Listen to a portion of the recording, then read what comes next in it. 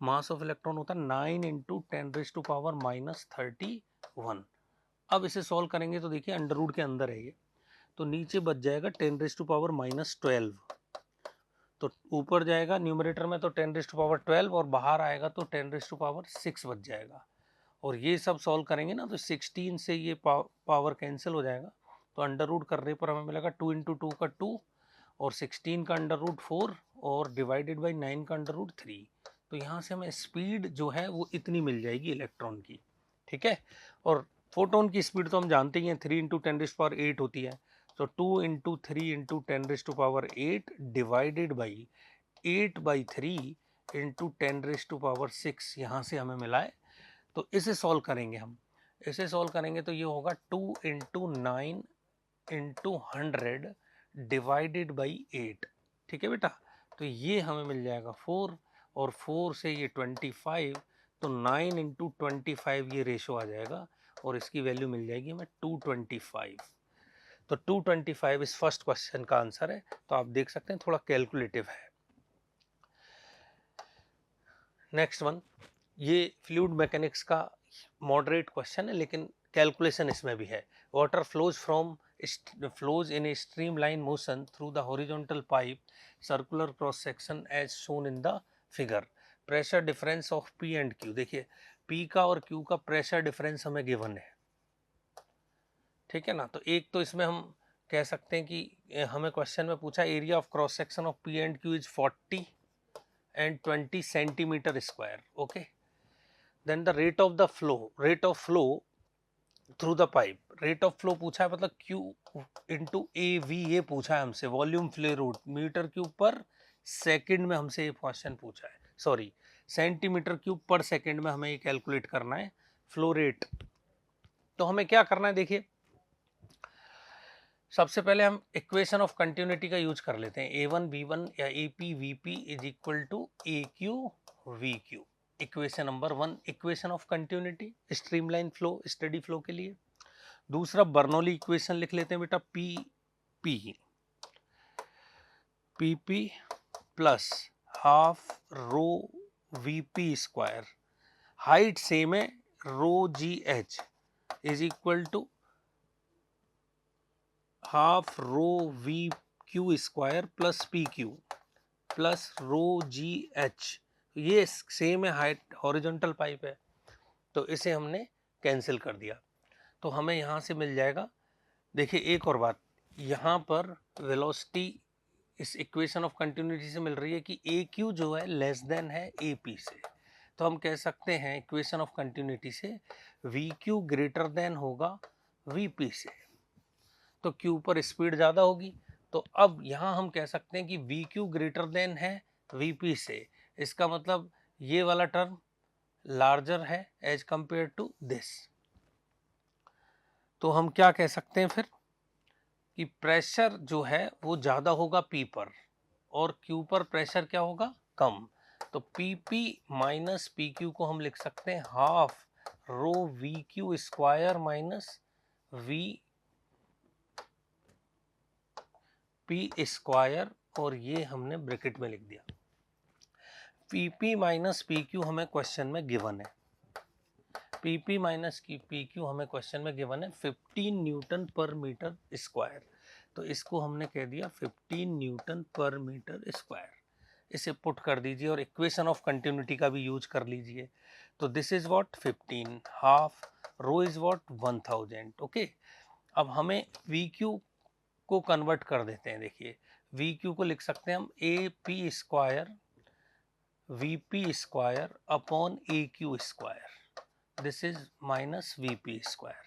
तो यहाँ से हम कह सकते हैं this is what 30 upon 100 V P square into A P square upon A Q square minus 1।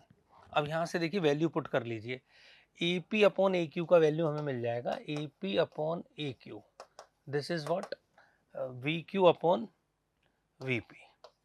A P A Q का वैल्यू गिवन है, उसे पुट ही कर दीजिए ना, ए पी ए क्यू का वैल्यू गिवन है तो इसे पुट कर देते हैं।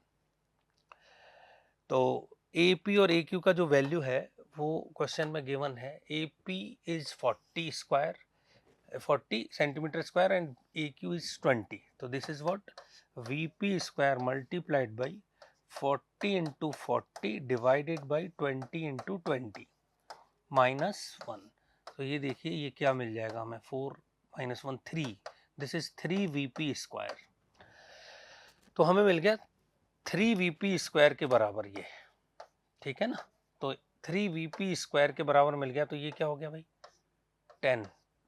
तो V P is equal to 1000 है, ये रो का वैल्यू 1000 है ना क्वेश्चन में, तो ये 1000 होगा। तो 10 से ये कट जाएगा, तो V P square is 1/100, V P square is 1/100 हमें मिल गया। तो बच्चों यहाँ से हमें मिल गया V P is equal to 1/10 metre पर सेकंड, जिसे हम लिख सकते हैं 10 सेंटीमीटर पर सेकंड। अब क्वेश्चन में आपसे फ्लो रेट पूछा है, क्वेश्चन में हमसे फ्लो रेट पूछा है, और फ्लो रेट के लिए मैंने आपसे कहा ए इंटू वी पूछा है, तो फ्लो रेट का मतलब होगा A P into V P. A P का वैल्यू क्वेश्चन में गिवन है 40, तो 40 इंटू 10, तो this is what 400 centimetre cube पर सेकेंड। तो इसका जो सही आंसर होगा वो फर्स्ट होगा। क्लियर। नेक्स्ट क्वेश्चन देखते हैं बेटा। नेक्स्ट क्वेश्चन है रिजिड बॉडी डायनेमिक्स का, एंगुलर मोमेंटम से रिलेटेड है। आपसे कहा ये एक डिस्क है जो रोटेट कर रही है, और डिस्क का मोमेंट ऑफ इनर्शिया हम सब जानते हैं वैसे mr²/2 होता है, ठीक है ना, जरूरत पड़ेगी तो यूज करेंगे। अब एक डिस्क है हॉरिजॉन्टल प्लेन में इस तरह से रोटेट कर रही है, और आपसे सिर्फ ये कहा है कि भाई ये जो डिस्टेंस है ना, ये OA है और ये OB है, और ये x है तो ये 2x है, डबल है, ऐसा कुछ कहा गया है कि OB is equal to twice into OA। तो आपसे कहा है कि भाई एंगुलर मोमेंटम अबाउट A और एंगुलर मोमेंटम अबाउट B को कंपेयर करिए। तो देखिए एंगुलर मोमेंटम का जो फॉर्मूला होता है दैट इज व्हाट आप कह सकते हैं angular momentum about A, angular momentum about A is equal to angular momentum of centre of mass with respect to A plus angular momentum of rigid body, angular momentum of rigid body with respect to centre of mass. इस तरह से हम ये लिख सकते हैं। Similarly angular momentum of B को लिख सकते हैं angular momentum of centre of mass with respect to B plus angular momentum of rigid body with respect to centre of mass. अब यहाँ पर एक खास बात है कि ए के about centre of mass rest पर है। सेंटर ऑफ मास क्योंकि रेस्ट पर है तो सेंटर ऑफ मास के अबाउट, सेंटर ऑफ मास का ए के अबाउट एंगुलर मोमेंटम क्या हो जाएगा, 0। सिमिलरली सेंटर ऑफ मास का बी के अबाउट भी एंगुलर मोमेंटम क्या हो जाएगा, 0। तो ultimately we have to write the angular momentum of rigid body with respect to centre of mass, और सेंटर ऑफ मास के अबाउट जो एंगुलर मोमेंटम होता है वो होता है आई इंटू ओमेगा, तो आई सी एम इंटू ओमेगा, और ये भी क्या होगा, ये तो 0 हो गया, तो इसका आंसर अभी भी क्या होगा, आई सी एम इंटू ओमेगा। तो आपको कुछ करने की जरूरत ही नहीं है, ओमेगा तो एक ही है दोनों का, मोमेंट ऑफ इनर्शिया भी सेम है दोनों का। इसका मतलब जवाब होगा L A is equal to L B, L A is equal to L B. तो इसका सही आंसर होगा option number 4, L A is equal to L B, means L A upon L B is equal to what, 1। तो next question देखिए, consider a long solenoid of length L and, ये direct question है, and radius R if N is number of turns per unit length. तो आपको inductance of solenoid है तो आपको पता है ना, phi is equal to L I होता है, इससे निकलेगा। सोलेनॉइड ये होती है, आप सब जानते हैं। तो इसका लेंथ एल है, इसके नंबर पर यूनिट लेंथ जो है वो स्मॉल एन लिखे जाते हैं। तो फाई को हम क्या लिख सकते हैं, N into B A L I. अब सोलेनॉइड का फ्लक्स लिखना है, सोलेनॉइड की वजह से ही लिखना है, तो ये बी जो होता है वो म्यू नॉट एन आई होता है सोलेनॉइड का, और एरिया सोलेनॉइड का लिख देंगे pi R square, this is equal to what, L I, I से आई क्या हो जाएगा, कैंसिल, तो this is the answer, L is equal to mu naught N into pi R square, ठीक है। और कैपिटल एन को हम बेटा क्या लिख सकते हैं, एन इंटू एल, क्योंकि एन अपॉन एल क्या होता है, स्मॉल एन, तो एन को लिख सकते हैं एन इंटू एल। तो फाइनली क्या आंसर हो गया, म्यू नॉट पाई, बच्चों को फॉर्मूला याद होता है वैसे इसमें, pi N square R square L, तो ये डायरेक्ट फॉर्मूला भी बच्चों को याद होता है। इसका आंसर होगा सेकंड ऑप्शन में। तो ये एक जी question. Next, the temperature of metallic sphere of radius R is increased by a small amount delta T. If the linear coefficient of thermal expansion is alpha, the approximate increase in the volume. तो sphere है ये, और इसको गर्म करने पर इसका volume delta we से बढ़ जाता है बेटा, तो ये इसकी रेडियस में इंक्रीजमेंट हो जाता है डेल्टा आर। तो हम क्या कहेंगे, volume is proportional, delta V is proportional to V and delta V is proportional to delta T. तो हम सब जानते हैं कि डेल्टा वी जो लिखा जाता है वो गामा वी डेल्टा टी लिखा जाता है। अब गामा की वैल्यू लीनियर एक्सपेंशन कोफिशिएंट से रिलेट करते हैं तो 3 अल्फा होती है, ये फैक्ट है, हम जानते हैं इसको। तो 3 अल्फा वी को क्या लिख सकते हैं, 4/3 पाई आर क्यूब, और डेल्टा टी, तो 3 कैंसिल हो जाएगा। तो ये भी सिंपल ही क्वेश्चन था, 4 pi alpha R cube delta T. इसका जवाब होगा 4 pi R cube alpha delta T, जो कि ऑप्शन नंबर 4 में है। तो ये भी सिंपल क्वेश्चन था। नेक्स्ट क्वेश्चन, तो ये एक अच्छा क्वेश्चन है करंट इलेक्ट्रिसिटी से।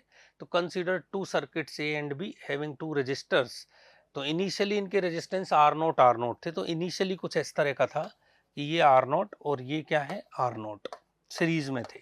तो भाई इनका जो रेजिस्टेंस इक्विवेलेंट होगा वो 2 आर नोट आ जाएगा, और एक केस में ये दोनों आर नोट इनिशियली क्या थे, पैरेलल में, ऐसा क्वेश्चन में लिखा हुआ है ना, तो मैंने सॉल्व कर दिया है। तो यहाँ पर जो आर इक्विवेलेंट आएगा वो आर नोट बाई 2 आ जाएगा, आपको पता है। तो अब इन्होंने कुछ इसमें एडवांसमेंट किया है, one of them has positive temperature coefficient of resistance alpha while another one has negative temperature coefficient minus alpha. in the figure shown the current through these circuits are denoted by IA and IB। तो ये IA है और ये IB है, ठीक है ना, main current की ही बात कर रहे हैं। The resistance of 2 resistors R naught, initial resistance उनका क्या है, आर नोट। तो देखिए इसमें इनिशियल जो करंट होगी ना, I A initial, this is what we, इसका ईएमएफ मान लेते हैं अपॉन 2R0, क्लियर। और इसमें जो इनिशियल करंट होगी I B initial, this is V upon R0/2, so it will be IB1, IB initial is 2V upon R0, okay. तो initial current मैंने कैलकुलेट करनी है क्योंकि ऑप्शन उसी हिसाब से बने हुए हैं, both I and I B remains constant, I A remains constant while I B increases, तो इनिशियल करंट का पता होना चाहिए हमको। नाउ रेजिस्टेंस टेम्परेचर बढ़ाकर चेंज कर दिए जो यहाँ लिखे हुए हैं, R0 into 1 minus alpha delta T, इसका नेगेटिव कोफिशिएंट है और इसका पॉजिटिव कोफिशिएंट है, ठीक है। और सिमिलरली यहाँ पैरेलल में भी टेम्परेचर चेंज हो गए। तो देखो इसका आर इक्विवेलेंट निकाल के देखिए, तो फर्स्ट वाले का R equivalent R0 into 1 plus alpha series वाला है ना, फर्स्ट सर्किट का, तो ए सर्किट के लिए बोल देते हैं alpha delta T plus R0 into 1 minus alpha delta T, तो still you will get 2R0, so still you will get I A final, बाद वाला जो करंट होगा that is also V upon 2R0। तो आप कह सकते हैं इनिशियल करंट और फाइनल करंट दोनों क्या हैं, सेम है। तो आप कहेंगे कि ए सर्किट के करंट पे कोई फर्क नहीं पड़ेगा, तो आई ए रिमेन्स कांस्टेंट वाला ऑप्शन यहाँ पर सेट होता है। तो ए अब फर्स्ट या सेकंड में से कोई ऑप्शन होगा। तो पैरेलल को भी चेक करना पड़ेगा, तो पैरेलल का हम यहाँ इक्विवेलेंट रेजिस्टेंस निकालते हैं।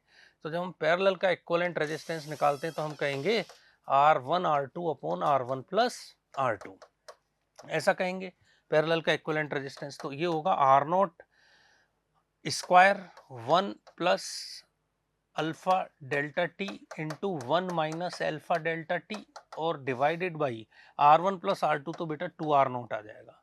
तो यहाँ पर हम देख सकते हैं एक R0 कैंसिल हो जाएगा, तो ये हमें मिल जाएगा R0/2 1 minus alpha square 1 minus alpha square delta T का स्क्वायर, कुछ इस तरह से हमें रेजिस्टेंस मिल जाएगा। और जब हम करंट निकालेंगे आई बी फाइनल, तो हमें मिलेगा V अपॉन R0/2, 2 ऊपर चला जाएगा और यहाँ पे डिनोमिनेटर में 1 minus alpha square delta T square बचेगा। अब इस ऑप्शन को देखिए, तो ये रेजिस्टेंस, ये जो टर्म है ये पहले से कम हो जाएगी और 2V, ये टर्म आप कहेंगे कि 1 से कम होगी, 1 माइनस एल्फा डेल्टा टी का whole square, this is less than 1, that's why we can say कि आई बी फाइनल जो होगा वो आई बी इनिशियल से क्या होगा, ज्यादा। तो आप कह सकते हैं I A remains constant while I B increases, clear. तो सेकंड इज द आंसर। तो अच्छा क्वेश्चन था करंट इलेक्ट्रिसिटी का। Next question belongs to modern physics, photoelectric effect. A beam of light falls on the metal surface such that photoelectrons are generated. तो metal plate पर किसी beam incident हो रहा है, ऐसा कह सकते हैं, ठीक है ना। तो इस बीम का जो सोर्स का पावर है, यहाँ पर सोर्स है, इस सोर्स का जो पावर है ना, वो हमें कहा गया कि लीनियरली डिक्रीजेज विद टाइम, ठीक है। तो ये पावर जो है टाइम के साथ डिक्रीज कर रहा है, proportional to, this power is proportional to 1/टाइम।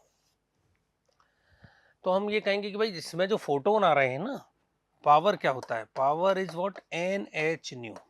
तो ये तो एक फोटोन है, फोटोन की एनर्जी तो फिक्स है, this N decreases with time, linearly decreases.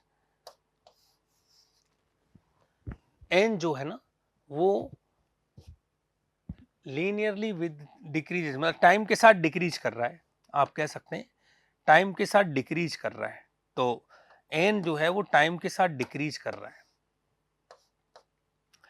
तो N किससे बिलोंग करता है, intensity. N is the number of photon पर सेकेंड, नंबर ऑफ फोटोन पर second decreases with time, linearly decreases with time. तो स्ट्रेट लाइन में हो रहा है, डिक्रीजेज विद टाइम, ठीक है ना। तो ये पावर जो है ना लीनियरली डिक्रीज कर रही है, power decreases linearly with time, ठीक है ना। तो नंबर ऑफ फोटोन पर सेकेंड डिक्रीजेज विद टाइम। तो आप कह सकते हैं इंटेंसिटी तो टाइम के साथ डिक्रीज हो रही है, इंटेंसिटी डिक्रीजिंग विद टाइम, और decreasing what, linearly with time.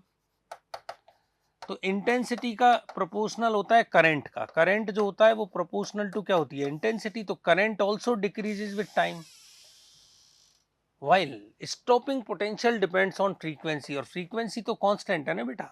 तो intensity decreases with time while stopping potential remains constant। तो इसका सही जवाब होगा ऑप्शन नंबर 2। क्लियर।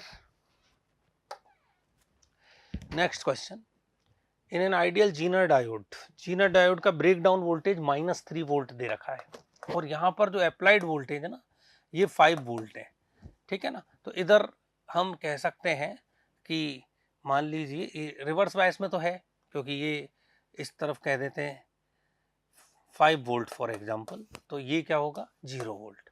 तो ये 5 वोल्ट है और ये क्या है 0 वोल्ट। अब जीनर डायोड -3 वोल्ट डाउन का रिवर्स ब्रेकडाउन है, तो इस तरफ के वोल्टेज कितने हो जाएंगे, 5 - 3 इट इज व्हाट 2 वोल्ट। तो इस रेजिस्टेंस के अक्रॉस बेटा कितने वोल्टेज हो गए, रेजिस्टेंस के अक्रॉस वोल्टेज हो गए VB - VA is equal to what 2 volt. तो इसका सही जवाब होगा ऑप्शन नंबर 3। ये भी सिंपल क्वेश्चन था सेमीकंडक्टर का। नेक्स्ट क्वेश्चन, ये अच्छा क्वेश्चन है, in the measurement of the viscosity of the liquid and using terminal velocity experiment. तो देखो मैं आपको टर्मिनल वेलोसिटी का फॉर्मूला निकालता हूँ। जब कोई बॉल किसी लिक्विड में गिरती है तो ये mg है, और यहाँ पर F विस्कस और F बायोंसी दो फोर्स लगते हैं। तो टर्मिनल वेलोसिटी पर ये वेलोसिटी कांस्टेंट हो जाती है, एक्सेलरेशन क्या होता है 0। इसको कहते हैं terminal velocity. When velocity becomes constant, velocity is called terminal velocity. तो हम कहते हैं कि ये फोर्स बैलेंस हो जाएंगे, तो mg जो होगा that is equal to F buoyancy, F buoyancy plus F viscous के बराबर होगा। F बायोंसी को इस तरफ ही लिख लेते हैं, mg minus F buoyancy is equal to F viscous. अब mg को हम क्या लिख सकते हैं 4/3 pi r cube into density of the ball. तो देखो ratio of the density of the spherical ball sigma, sigma into G, और this is what 4/3 pi r cube, और इसके डेंसिटी को रो लिखा है, लिक्विड की डेंसिटी को रो लिखा है, is equal to 6 pi eta RV viscous force का फॉर्मूला होता है। तो यहाँ से देखो इस mg को कॉमन ले लेते हैं, 4/3 pi r cube sigma g को कॉमन ले लेते हैं, तो this is what 1 minus rho by sigma. Clear. And this is equal to what 6 pi eta RV। This is what mg। अब mass same radius having different density, हाँ तो density sigma different है, ठीक है ना। तो सिग्मा बाई रो का इन्हें ग्राफ बनाना है, तो हम कॉमन लेते हैं यहाँ से रो को, इट विल बी बेटर, ठीक है ना। तो यहाँ से हम कॉमन लेते हैं बेटा रो को, एक minute, just a minute.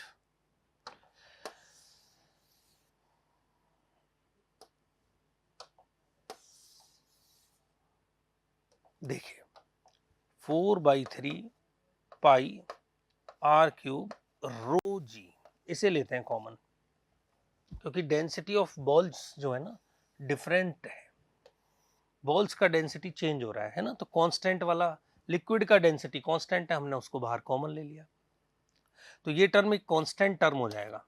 Clear. हमें मिलेगा क्या, sigma by rho -1 is equal to 6 pi eta RV। तो यहां से हमें टर्मिनल वेलोसिटी का फॉर्मूला मिल जाएगा, this is what V is equal to 4/3 pi r cube rho G divided by 6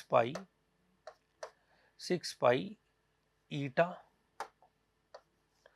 r, ठीक है ना, इंटू सिग्मा बाई रो -1। तो देखिए r कैंसिल हो जाएगा, यहाँ से एक r स्क्वायर आ जाएगा, r स्क्वायर के प्रोपोर्शनल होता है, ये 2 से कैंसिल हो जाएगा, 3 आ जाएगा, तो 2/9 पाई भी कैंसिल हो जाएगा, तो 2/9 r square rho G upon eta, and this is equal to sigma by rho -1। Clear. अब आपको बताऊं मैं, ये एक कांस्टेंट टर्म है, तो यहां से टर्मिनल वेलोसिटी का इक्वेशन कुछ ऐसा आ जाएगा, V is equal to C into sigma by rho minus 1। और अब ये एक स्ट्रेट लाइन का इक्वेशन है, सिग्मा बाई रो पावर 1 है, तो y is equal to M X plus C जैसा हो गया, C sigma by rho minus C, ठीक है ना। तो this is what x, sigma by rho is x axis and v is the y axis, तो y is equal to C X minus C, कुछ इस प्रकार का ग्राफ बनेगा जिसका इंटरसेप्ट नेगेटिव होगा और स्लोप क्या होगी, पॉजिटिव। दूसरा, ये जीरो कब होगा, आप देख सकते हैं जब सिग्मा बाई रो की वैल्यू 1 होगी, सिग्मा बाई रो की जब वैल्यू 1 होगी तो v का वैल्यू क्या आ जाएगा, जीरो, जो यहां दिखाई दे रहा है। सिग्मा बाई रो की वैल्यू 1 है तो टर्मिनल वेलोसिटी का वैल्यू क्या है, जीरो। तो इसका सही आंसर यही है, option number 2। Straight line graph है, इंटरसेप्ट नेगेटिव है, स्लोप पॉजिटिव है, और सिग्मा बाई रो बराबर 1 पर इसका टर्मिनल वेलोसिटी क्या हो रहा है, जीरो। तो बहुत बढ़िया क्वेश्चन है, बायो के बच्चों के लिए इतना मैथमेटिकल थोड़ा टफ है। Next question number 10, to planets P1 and P2 with equal मास, है ना, having radius R1 and R2 respectively, where R2 बराबर R1 by 2, escape speed of P1 and P2 are V1 and V2, then V2 by V1। तो देखिए V2 by V1 जो होगा that is equal to under root of R1 by R2, क्योंकि formula होता है GM by 2 GM by R V escape. तो V escape जो proportional to 1 by root R होता है बेटा, तो V2 बाई V1 होगा under root R1 by R2, और R1 बाई R2 हमें गिवन है 2, R1 और R2 का रेशो जो है हमें गिवन है 2, तो आंसर हो जाएगा √2। तो ये एक सिंपल क्वेश्चन है आप लोगों के लिए, क्वेश्चन नंबर 10 का आंसर होगा 4। Question number 11, an AC voltage of 220 volt, इतना इसका फ्रीक्वेंसी गिवन है, L गिवन है, C गिवन है, R गिवन है, और आपसे कहा है कि करंट एम्पलीट्यूड मतलब आपको मैक्सिमम करंट बताना है, करंट एम्पलीट्यूड मतलब पीक करंट बताना है आपको। तो ठीक है, पीक करंट जो होगा that is V max by Z। अब Z निकालने के लिए हमें पता है फॉर्मूला होता है under root of R square plus XL minus XC का होल स्क्वायर। तो इस फॉर्मूले के लिए XL XC चाहिए, तो फॉर्मूले में फ्रीक्वेंसी ओमेगा का वैल्यू गिवन है, XL का फॉर्मूला होता है L इंटू ओमेगा, L है 10 इंटू 10⁻³ ओमेगा का वैल्यू है 2 इंटू 10⁻3, तो आपको मिल जाएगा 20। सिमिलरली XC होता है 1 बाई सी ओमेगा, और 1 बाई सी का वैल्यू 25 इंटू 10⁻6 है, ओमेगा का वैल्यू क्या है 2 इंटू 10⁻3। तो आप इसे जब सॉल्व करेंगे तो ये हो गया 25 50 10⁻3 ऊपर मिल जाएगा, 10⁻6 ऊपर जाएगा, तो 10⁻6 अपॉन 10⁻3 इंटू 50 बचेगा। तो this is what 1000 upon 50, 1000 upon 50 again 20 ही रह जाएगा। तो इंटरेस्टिंगली एक्सएल और एक्सी 20 ओम आ गए हैं, तो Z बराबर under root of R square plus 0, this is Z is equal to R। Resonance की कंडीशन आ गई है, तो R जो है वो 100 ओम होगा, और जब R 100 ओम होगा तो आप कह सकते हैं I max is equal to V max upon Z, और Z R के बराबर ही है। V max का वैल्यू दे रखा है 220 और R का वैल्यू हमें दे रखा है 100 क्वेश्चन में, तो आप कह सकते हैं इट विल बी 2.2 एम्पियर, जो कि ऑप्शन नंबर 3 में है। तो ये क्वेश्चन भी आपके लिए आसान है। Next question, the two identical inductors, ये थोड़ा सा मुश्किल नहीं है, मुश्किल थोड़ा बना दिया आपके लिए क्योंकि आप गलती कर सकते हो इस क्वेश्चन में। क्वेश्चन सिंपल है क्योंकि इसमें यहाँ जो पॉइंट है ना, ये मार्किंग यहाँ कर दी है। जनरली बच्चे इसमें मिस्टेक कर सकते हैं कि इस बी पॉइंट को यहाँ मान सकते हैं, जबकि क्वेश्चन में बी पॉइंट यहाँ गिवन है, ठीक है ना, this is B and this is what A. दोनों में इंड्यूस्ड ईएमएफ को कंपेयर करना है, तो यहाँ तो करंट इसमें पूरा जाएगा, तो इसका इंड्यूस्ड ईएमएफ होगा LdI/dt, क्लियर। और यहाँ आपसे कहा है तो यहाँ आप इन दोनों का इक्विवेलेंट भी ले सकते हो, तो इन दोनों का इक्विवेलेंट होगा L1 L2 upon L1 plus L2, this is what L/2। तो ये कुछ इस तरह का हो जाएगा L/2, और ए और बी ये पॉइंट्स हैं, करंट इसमें I आ रहा है, तो फिर आप कहेंगे कि इसका जो इंड्यूस्ड ईएमएफ होगा that is E2, this is L/2 dI/dt। तो E1 जो होगा ये और E2 होगा ये, इन दोनों का आपको रेशो बताना है। E1 को EP कहा है, E2 को EQ कहा है। This is L di by dt and this is what L by 2 di by dt। तो ये जो होगा वो 2 आ जाएगा। तो इसका सही आंसर होगा ऑप्शन नंबर 2। और बच्चे यहाँ पर गलती कर सकते हैं, यदि B को यहाँ मान लेंगे, इसको सीरीज कॉम्बिनेशन मान लेंगे, तो ये हो जाएगा 2L, और जब ये 2L हो जाएगा तो आंसर बदल जाएगा। यहाँ पर यदि आपने 2L DI by dt लिख दिया तो क्वेश्चन में मिस्टेक हो जाएगा। तो थोड़ी चालाकी उन्होंने बरती है क्वेश्चन को सब एक्सप्लेन करने में। Next question, 3 identical capacitor PQS, 3 identical capacitor है, मतलब तीनों की कैपेसिटी C है। तो यदि मैं इक्विवेलेंट कैपेसिटेंस निकालूं तो इसका इन दोनों का होगा C/2 और इसका होगा C, पैरेलल में है, तो C/2 plus C is 3C/2, this is C equivalent. Okay, C equivalent 3C/2 होगा। आपसे पूछा क्या है क्वेश्चन में, आपसे पूछा है if the energy stored in the capacitor P and total energy stored in the system. तो total energy stored in the system तो मुझे मिल गई, half C equivalent into V square, this is half 3/2 C V square, this is U total. Okay, एक और बात पूछ रहे हैं कि P में कितना एनर्जी स्टोर होगा। तो देखिए यहां से आप कह सकते हैं, दो तरह से कह सकते हैं इसको, कि इस पर कितने वोल्टेज आएंगे। कैपेसिटी तो इसकी C है, तो ये पूरे वोल्टेज V हैं, और ये इस पर वोल्टेज दोनों पर हाफ हाफ हो जाएंगे, V/2 और V/2। तो इस कैपेसिटर P पर जो एनर्जी स्टोर्ड है उसको आप कह सकते हैं UP, this is half C and V/2 का whole square, half C into V/2 का whole square, this is what CV square by 4, और U टोटल जो है this is 3/4 CV square. CV square by 4 नहीं होगा बेटा, हाफ और है, हाफ और है, तो ये होगा CV square by 8, this is CV square by 8। तो UP अपॉन U टोटल जब आप कैलकुलेट करोगे ना बेटा, तो आपको मिलेगा CV square by 8 divided by 3/4 CV square. तो आपको मिलेगा CV square CV square by 8 into 4/3 CV square. ऐसे आप सॉल्व करिए, CV स्क्वायर कैंसिल, 4 से ये 2 बार कैंसिल, तो आप कह सकते हैं दिस इज 1/6। तो जो रेशो होगा UP बाई UT वो होगा 1/6। तो option number 1 is the correct answer. Clear. Next question, the conducting loop lies in XY plane, EMI का क्वेश्चन है, अच्छा क्वेश्चन है, ग्राफ पर बेस्ड क्वेश्चन है, बहुत मुश्किल नहीं है, लेकिन अगेन ग्राफ बच्चों के लिए मुश्किल ही होते हैं, बायो वाले बच्चों के लिए। The area of the loop varies with time, A is given as A0 1 plus sine T, ठीक है ना। तो फाई क्या होगा, फाई हम कह सकते हैं, EMI का क्वेश्चन है, आपको सिर्फ फ्लक्स लिखना है, तो फ्लक्स होगा B इंटू A, तो B A0 into 1 plus sine T। तो एक मैग्नेटिक फील्ड में ये लूप रखा है, और लूप इस तरह से रखा हुआ है ना, और इसमें मैग्नेटिक फील्ड जो है Z एक्सिस पर है, ऐसा क्वेश्चन में गिवन है, field in the Z axis and loop is in XY plane.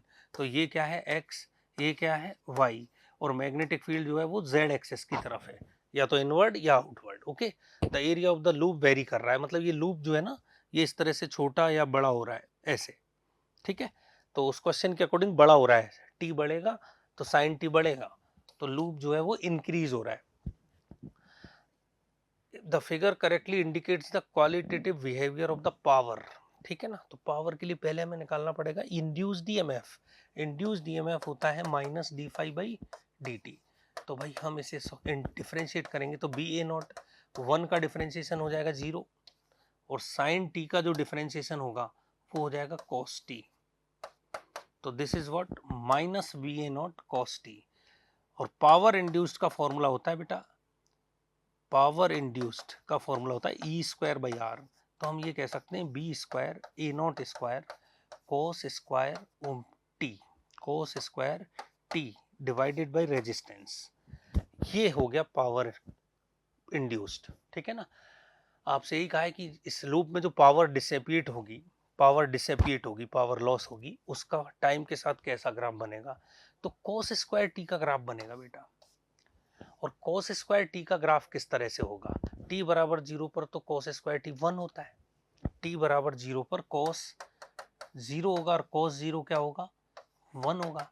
मतलब सबसे ज्यादा पावर कंज्यूम होगी, तो ये गलत हो जाएगा बेटा। तो यहां से शुरू होगा, ये तो cos का ग्राफ है ही नहीं, ये तो गलत है, ये लीनियर भी गलत है। तो फर्स्ट सेकंड और थर्ड से होगा। तो cos का ग्राफ है ना पीक से शुरू होता है, साइन का ग्राफ जो है ना वो 0 से शुरू होता है। तो cos स्क्वायर का ग्राफ भी यहाँ से शुरू होगा, और cos स्क्वायर का ग्राफ इधर के बाद नीचे जाता है, cos थीटा का ग्राफ, cos थीटा का ग्राफ नीचे जाएगा और cos स्क्वायर थीटा का ग्राफ वापस पॉजिटिव में आ जाएगा। तो जो सही आंसर होगा वो cos स्क्वायर में इस तरह से चला जाएगा, ठीक है ना। तो इसका सही जो आंसर होगा बेटा वो थर्ड ऑप्शन में होगा, ठीक है। Next, in an adiabatic expansion the temperature of 1 mole of an ideal monoatomic gas gamma is equal to 5/3 decreases 60 Kelvin to 50 Kelvin।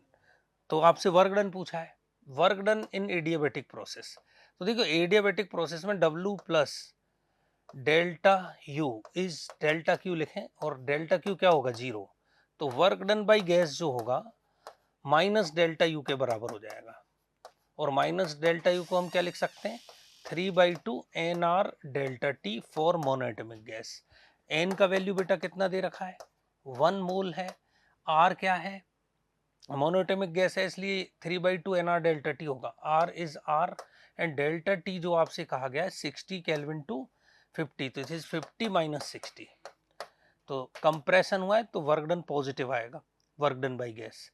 तो 3/2 R और -10 आएगा यहाँ पर, और माइनस यहाँ भी है तो प्लस हो जाएगा, तो +10। क्लियर। R की वैल्यू पुट कर देते हैं, अप्रोक्सीमेट वैल्यू पुट कर देते हैं पहले। 3/2 R का अप्रोक्सीमेट वैल्यू होता है 25/3, R इज 25/3 जूल पर मोल केल्विन, अप्रोक्सीमेट हम लिख सकते हैं जूल पर मोल केल्विन, ठीक है।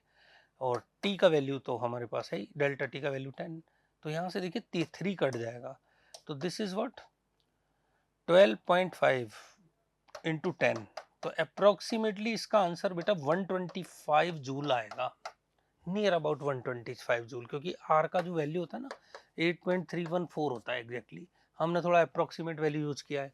आंसर्स को देख के हम समझ सकते हैं, और एग्जैक्ट कैलकुलेट करेंगे तो हमें सही आंसर मिलेगा 124.5 जूल। अगला क्वेश्चन है रेक्टिलिनियर मोशन का, पार्टिकल जो है ना वो स्ट्रेट लाइन पर मूव कर रहा है। अच्छा क्वेश्चन है, इसकी पोजीशन गिवन है S या X बोल सकते हैं, this is alpha T square minus beta T plus gamma. Gamma और इनके वैल्यूज भी रख देते हैं, अल्फा का वैल्यू 1 है, बीटा का वैल्यू 6 है, और गामा का वैल्यू क्या है 5, इस तरह से। अब आपसे कहा है कि find the distance travel by the particle from 0 से 6। तो देखो 0 से 6 तक का डिस्टेंस नहीं पूछा, सॉरी, फाइंड एवरेज स्पीड पूछा है, average speed of the particle. Average speed क्या होती है, एवरेज स्पीड क्या होती है, एवरेज स्पीड बेटा होती है total distance upon total time, total distance upon total time, ऐसा होता है एवरेज स्पीड। तो आपको डिस्टेंस निकालना है। अब बच्चे जनरली इसमें क्या करेंगे कि t बराबर 0 और t बराबर 6 पुट करेंगे, तो t बराबर 0 पर 5 आ जाएगा, t बराबर 0 पर क्या आ जाएगा 5, और t बराबर 6 पे भी देखो क्या आता है, t बराबर 6 पे x का वैल्यू क्या आता है, देखो 6 square minus 6 square, 6 into 6 plus 5, तो ये भी कैंसिल, तो बेटा ये भी क्या आ जाता है 5। और जब आप इसे चेक करेंगे तो ऐसा करेंगे x final minus x initial, तो आपको ऐसे 5 माइनस 5 0 मिल जाएगा, तो शॉक्ड हो जाओगे आप एक बार, तो क्वेश्चन क्या हो जाएगा गलत। अब ये ऐसा क्यों हो रहा है, देखिए आपको पता है कि यदि इस तरह से कोई यू टर्न होकर लौट के आ जाए तो इसका डिस्प्लेसमेंट तो कम होने लग जाएगा, और यहाँ आके डिस्प्लेसमेंट क्या हो जाएगा 0, लेकिन डिस्टेंस कितनी होगी इसकी l प्लस l, डिस्टेंस कितनी हो जाएगी 2l, कुछ ऐसा हो रहा है यहाँ पे। जैसे हम स्टोन को ऊपर फेंकते हैं फिर लौट के नीचे आता है तो उसका डिस्टेंस हो जाएगा डबल और डिस्प्लेसमेंट क्या होगा, 0। तो कुछ इसी प्रकार का हो रहा है कि जहां से स्टार्ट किया वहां आ रहा है और बीच में ये एक यू टर्न ले रहा है, तो उसे चेक करने के लिए हम क्या कर सकते हैं, इसकी वेलोसिटी को निकाल लें। तो जब हम इसकी वेलोसिटी को निकालेंगे ना तो डिफरेंशिएट कर लेंगे इसको। डिफरेंशिएशन की खास जरूरत भी नहीं है, वैसे एक्सेलरेशन इसमें यूनिफॉर्म ही है, वो करना चाहो तो कर सकते हैं। तो v is equal to D X by D T आसान होगा, 2t माइनस 6 आ जाएगा। तो जहां भी यू टर्न आता है हम कहते हैं स्टोन की वेलोसिटी टॉप मोस्ट पॉइंट पे क्या होती है, 0। तो इसकी वेलोसिटी को हम क्या कर देंगे 0, तो यू टर्न का पता लग जाएगा, 2t बराबर 6, तो t बराबर क्या आ जाएगा 3। तो आपको t बराबर 3 पर यू टर्न मिलेगा। तो इसमें आपको x t बराबर 3 भी कैलकुलेट करना है, तो करते हैं। देखो 3 स्क्वायर माइनस 6 इंटू 3 प्लस 5, ठीक है। 3 स्क्वायर कितना हो गया बेटा 9 और माइनस 18 प्लस 5, तो ये कितना आ गया -9 प्लस 5। क्लियर, -9 प्लस 5 आ गया। तो -9 प्लस 5 इज -4। तो अब इसका डिस्टेंस ट्रेवल कैसे लिखेंगे, ये x इज इक्वल टू 5 से शुरू हुआ, x इज इक्वल टू 5 से बेटा शुरू हुआ और ये x इज इक्वल टू -4 तक आया, x इज इक्वल टू -4 तक आया और वापस x इज इक्वल टू -4 से यू टर्न लेके वापस पहुंच गया x इज इक्वल टू 5 पर। तो इसका जो डिस्टेंस ट्रेवल होगा 5 से 4, तो ये वाला डिस्टेंस हो जाएगा 9 और वापस लौटने का भी डिस्टेंस हो जाएगा 9, तो टोटल डिस्टेंस ट्रेवल्ड हो जाएगा 18। डिस्टेंस ट्रेवल कितना हो जाएगा बेटा 9 प्लस 9 कितना हो जाएगा 18।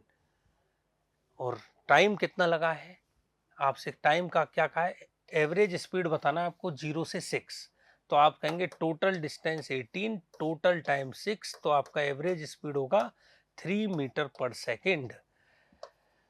तो इस तरह से 3 मीटर पर सेकेंड ये होगा। तो नीट में तो ऐसा पेपर में पहली बार ही पूछा होगा कि यू टर्न वाला क्वेश्चन आया। जनरली यू टर्न के क्वेश्चन जेईई मेन और एडवांस में हम देखते हैं। The following table represents the part of the electromagnetic spectrum and their corresponding major applications। ये एक सिंपल क्वेश्चन है। माइक्रोवेव का बेटा किस में यूज होता है, माइक्रोवेव का यूज होता है फूड को वार्म करने में।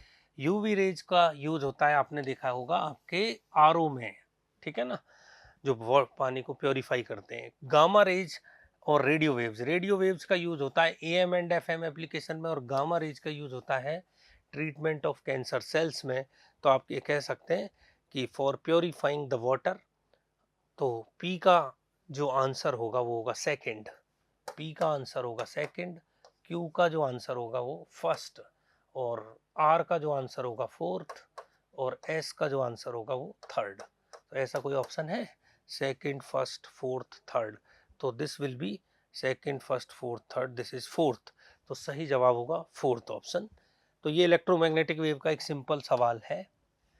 Next 18 question, an ideal gas made of polyatomic molecules, each of the molecules has 3 translational, तो 3 डिग्री ऑफ फ्रीडम ट्रांसलेशन के हैं, 3 डिग्री ऑफ फ्रीडम रोटेशन के हैं, and F number of vibrational modes.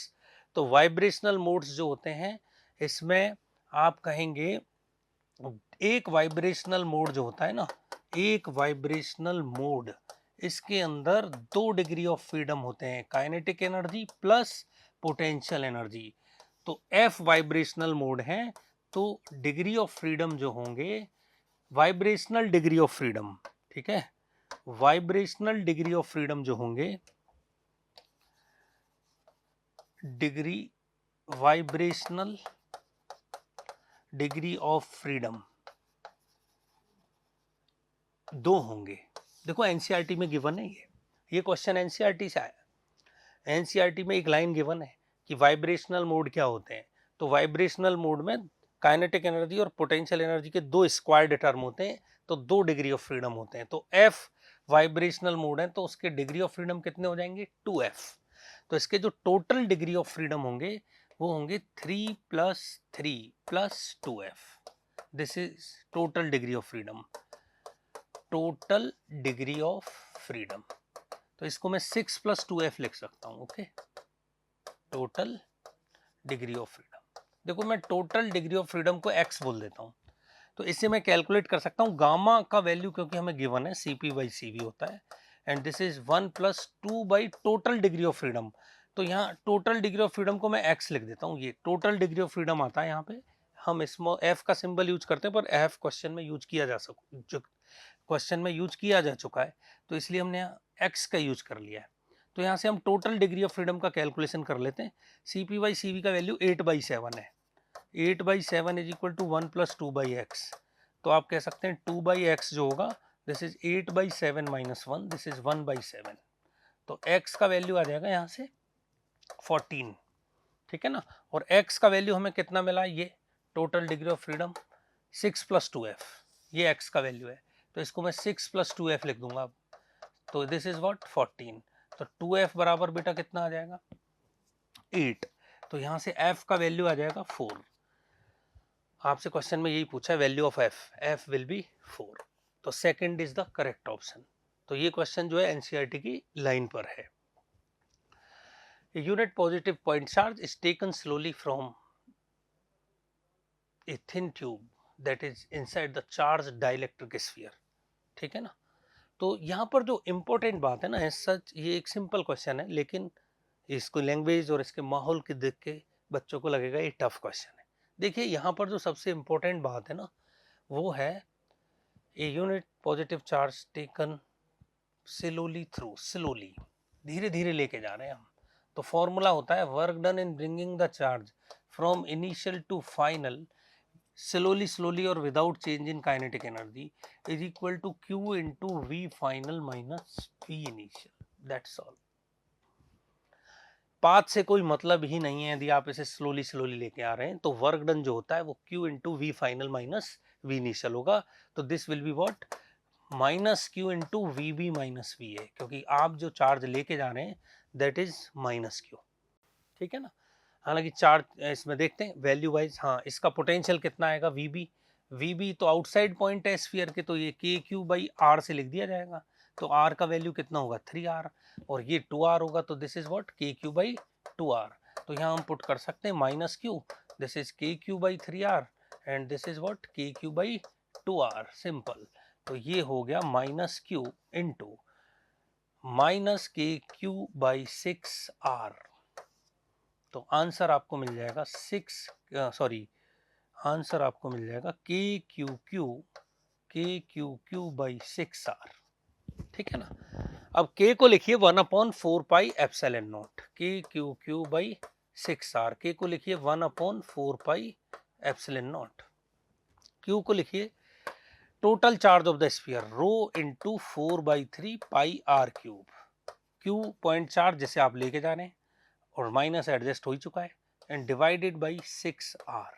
अब इसे आप सॉल्व करेंगे तो बेटा 4π से 4π कैंसिल हो जाएगा, और 6 और 3 क्या हो जाएगा 18 मल्टीप्लाई हो गए। तो जो सही जवाब आएगा वो ρr², एक r कैंसिल हो जाएगा, r² बचेगा, ρr² Q/18ε0। देखिए जरा ऐसा ही है क्या, ρr² क्यों नहीं है, क्योंकि यूनिट पॉजिटिव चार्ज है, तो यूनिट पॉजिटिव चार्ज को हम कह सकते हैं 1। तो this is what ρr² /18ε0, clear. तो 18 n का वैल्यू हमें मिल जाएगा 18, ठीक है ना। तो चार्ज की वैल्यू से फर्क नहीं पड़ रहा, मतलब ये चार्ज की वैल्यू उन्होंने क्वेश्चन में दी है 1, ठीक है ना। Having uniform positive charge density and A unit positive charge is taken, तो मतलब चार्ज पॉजिटिव है। तो चार्ज पॉजिटिव है तो एक और करेक्शन होगा यहाँ पर कि from initial to final position mark A and B। तो भाई यहाँ पर जो चार्ज है ना ये प्लस ही होगा, इसको +1 ही लिखेंगे, तो फिर आंसर में माइनस आएगा, ठीक है। उससे उसके वैल्यूज पे कोई फर्क नहीं पड़ेगा, ठीक है ना। तो वैल्यूज तो यहाँ n की वैल्यू क्या आएगी 18 ही आएगी, क्लियर। तो this will be the correct answer, कोई ऑप्शन भी नहीं है नेगेटिव में। तो नेक्स्ट क्वेश्चन नंबर 20, हाँ क्वेश्चन नंबर 20 देखिए फिर से। ए current I0 flows through the metallic circular loop of radius r shown in the figure, resistance of the segment ABC is half of the ADC। मतलब इसका resistance R है बेटा, इसका resistance 2R है। तो ये कह रहे हैं इसका रेजिस्टेंस R है और भाई इसका रेजिस्टेंस जो है ना इधर 2R है, और इधर से करंट I आ रहा है और इसमें भी I बाहर जा रहा है। इसके सेंटर पे मैग्नेटिक फील्ड बताना है। तो ये दो हाफ रिंग है। अब यहाँ पर इंपॉर्टेंट बात क्या है बेटा, यहाँ जो करंट जाएगा ना वो ज़्यादा जाएगा। I प्रोपोर्शनल टू 1/R होता है, तो I1 बोल देता हूँ मैं। तो I1 जो होगा ना upon I2, this is what 2R upon R आ जाएगा। तो इट इज 2:1। तो जो I1 होगा ना बेटा that is 2 upon 2 + 1 ratio upon total ratio into total current I। तो 2I/3 करंट जाएगा इधर। तो दिस इज व्हाट 2I/3 और रिमेनिंग करंट इधर जाएगा I/3। अब आपको सेंटर पे बी निकालना है। तो देखो इस वाले के कारण और इस वाले के कारण, दोनों के कारण बी का डायरेक्शन निकालो। तो इसके कारण आउटवर्ड और इसके कारण इनवर्ड। तो जो नेट बी आएगा ना वो बेटा B1 माइनस या BABC माइनस BADC इस तरह से आएगा। तो ये कितना आएगा, आर्क का फॉर्मूला होता है mu naught I theta, theta कितना है पाई अपॉन 4πr। क्लियर। अब I की जगह मैं लिखूंगा 2I/3, 2/3 और आएगा माइनस यहाँ होगा I की जगह I/3, तो 1/3 mu naught I pi upon 4πr। देखो पाई तो कट जाएगा यहाँ पे, तो 2/3 minus 1/3 mu naught I upon 4R आ जाएगा बच्चों। तो ये होगा 1/3 mu naught I upon 4R। तो आपको आंसर मिल जाएगा mu not I upon 12R। तो ये क्वेश्चन बहुत मुश्किल नहीं था पर थोड़ा ट्रिकी था। Mu naught I upon 12R जो कि ऑप्शन नंबर 2 में है। तो सही जवाब होगा answer 2। Next question, A Bob of mass m is at rest. तो एक बॉब है जो रेस्ट पर है इस तरह से, इसका मास m है। एक दूसरा पार्टिकल है, इसका भी मास m है, दोनों सेम है, आइडेंटिकल हैं। ये 10 मीटर पर सेकंड से जाता है। फिर ये कह रहे हैं कि point mass a of mass m travelling horizontally with speed 10 metre पर सेकंड। 10 मीटर पर सेकंड से ये आ रहा है और बॉब से जाके टकरा रहा है। किस तरह से टकरा रहा है, इलास्टिकली। वेरी गुड, इलास्टिकली मतलब E इज इक्वल टू 1। और आपको पता होगा E इज इक्वल टू 1 में वेलोसिटी एक्सचेंज हो जाती है। तो टक्कर के बाद क्या होगा, टक्कर के बाद ये 10 मीटर पर सेकंड इसको मिल जाएगा और ये जो A है ना ये रेस्ट पर आ जाएगा। This happens after collision. ठीक है। अब आफ्टर कोलिजन ये ऊपर जाएगा और ये धागा 10 मीटर का है। ठीक है ना। अब आपसे कहा गया है कि भाई ये बॉब H हाइट ऊपर तक जाता है। तो अब यहाँ पर काफी सारी पॉसिबिलिटी है कि ये धागा यहाँ तक पहुंच जाए वापस आ जाए, यहाँ तक पहुंच जाए वापस आ जाए, या ये धागा यहाँ तक पहुंच के लूज होके गिर जाए। सर्कुलर मोशन में पढ़ते थे हम। या ये धागा पूरा चक्कर लगा दे। ठीक है ना।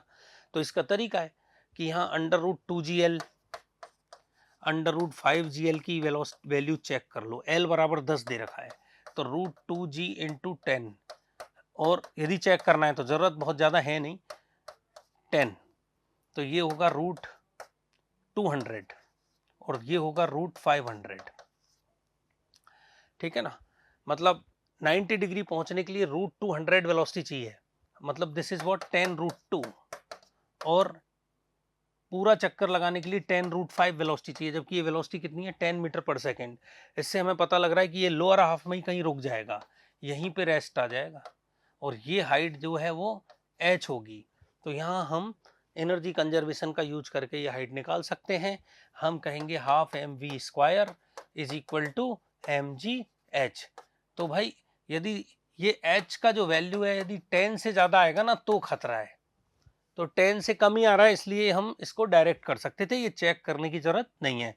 पर आप ध्यान रख सकते हैं कि ये चेक कर लेंगे तो बहुत बेहतर होगा।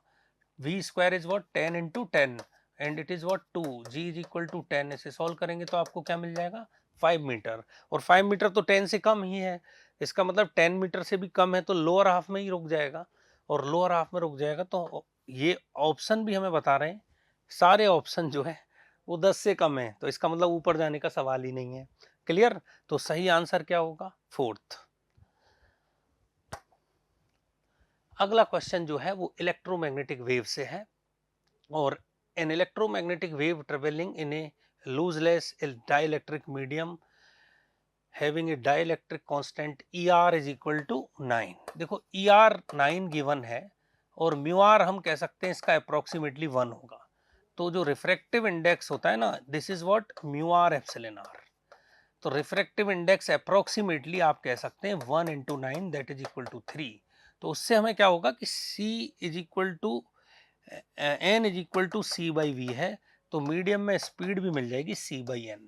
तो C हम जानते हैं 3 इंटू 10⁸ मीटर पर सेकेंड होती है, और 3 N का वैल्यू है, तो स्पीड जो है वो 10⁸ मीटर पर सेकेंड हो जाएगी इस मीडियम में, है ना। तो इतना सब हम कर सकते हैं इसको देख के, सिर्फ ER को देख के। और इलेक्ट्रोमैग्नेटिक वेव है, उसकी फ्रीक्वेंसी गिवन है E0, इसका एम्पलीट्यूड है। अब इनके डायरेक्शन भी देख लीजिए, E0 x डायरेक्शन में है, और वेव जा रही है kz माइनस ओमेगा टी। तो इन दोनों को देख के हमें समझ में आ रहा है कि ये kz माइनस ओमेगा टी है, तो वेव जो है वो पॉजिटिव z डायरेक्शन में प्रोपागेट कर रही है, wave travelling in positive z direction. Question में आपसे कहा है कि among the following option incorrect choice will be. तो देखो पहला है direction of propagation of the wave is plus z, तो ये तो सही है, तो दिस इज व्हाट करेक्ट। ठीक है। Again the speed of the electromagnetic wave is 10⁸ metre per second, ये भी क्या है, ये तो हमने एप्सिलॉन आर को देख के लिख दिया, ये भी करेक्ट है। The wavelength is 300। तो देखो अब हमें फ्रीक्वेंसी देखनी होगी, तो इसका जो फ्रीक्वेंसी है वो हमें दिख रहा है यहाँ, ओमेगा का वैल्यू 2 पाई इंटू 10⁶ है, तो 2 पाई एफ इज 2 पाई इंटू 10⁶। तो यहाँ से एफ का वैल्यू मिल गया 10⁶, और एफ लैम्डा होता है वी, तो लैम्डा बराबर होगा वी बाई एफ, और वी हमें मिल रहा है 10⁸, एफ हमें मिल रहा है 10⁶, तो हम कह सकते हैं 100। तो ये हो गया 100, लैम्डा का वैल्यू हो गया 100, हमें गिवन कितना है 300, तो यही गलत है, दिस इज इनकरेक्ट, और यही सही आंसर है, क्योंकि आपको पिक करना था इनकरेक्ट, तो थर्ड विल बी इनकरेक्ट, है ना। और लास्ट ऑप्शन भी ठीक है कि वेव जो है वो मैग्नेटिक फील्ड जो है वो वाई डायरेक्शन में ऑसिलेट करेगा। इसका तरीका क्या है, देखो this is E cap and this is what B cap.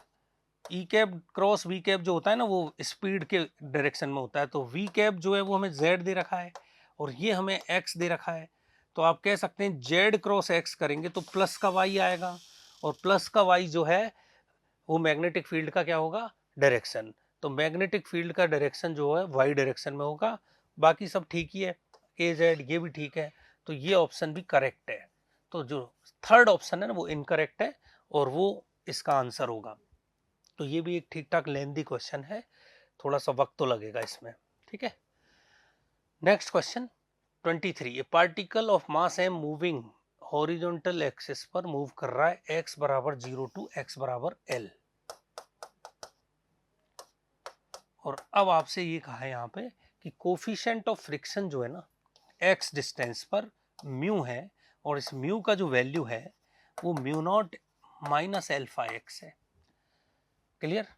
और अब आपसे कहा है कि भाई total work done bye frictional force, एक ब्लॉक जो इस पर राइड कर रहा है, तो ब्लॉक पर जो फ्रिक्शन फोर्स होगा वो म्यू एम जी होगा, म्यू इंटू एन, और एन की वैल्यू क्या होगी, म्यू, और हॉरिजॉन्टल प्लेन है इसलिए एन की वैल्यू एम जी होगी, एम जी, और फोर्स नॉर्मल क्या होगा एन, तो इतना फ्रिक्शन होगा। तो जो फ्रिक्शन का वैल्यू होगा this is mu naught minus alpha X into M G. और अब वर्क डन बाई फ्रिक्शन होगा तो डिस्प्लेसमेंट तो इस तरफ होगा dx, क्योंकि वेरिएबल फोर्स है तो स्मॉल डिस्प्लेसमेंट के लिए वर्क लिखेंगे dw is equal to minus F kinetic dx। Minus क्यों लिखा है, क्योंकि cos 180 है, ठीक है ना, एफ काइनेटिक dx cos 180, तो cos 180 का माइनस हो गया, तो minus mu naught into alpha X into M G into what dx, ये वर्क डन मिल जाएगा।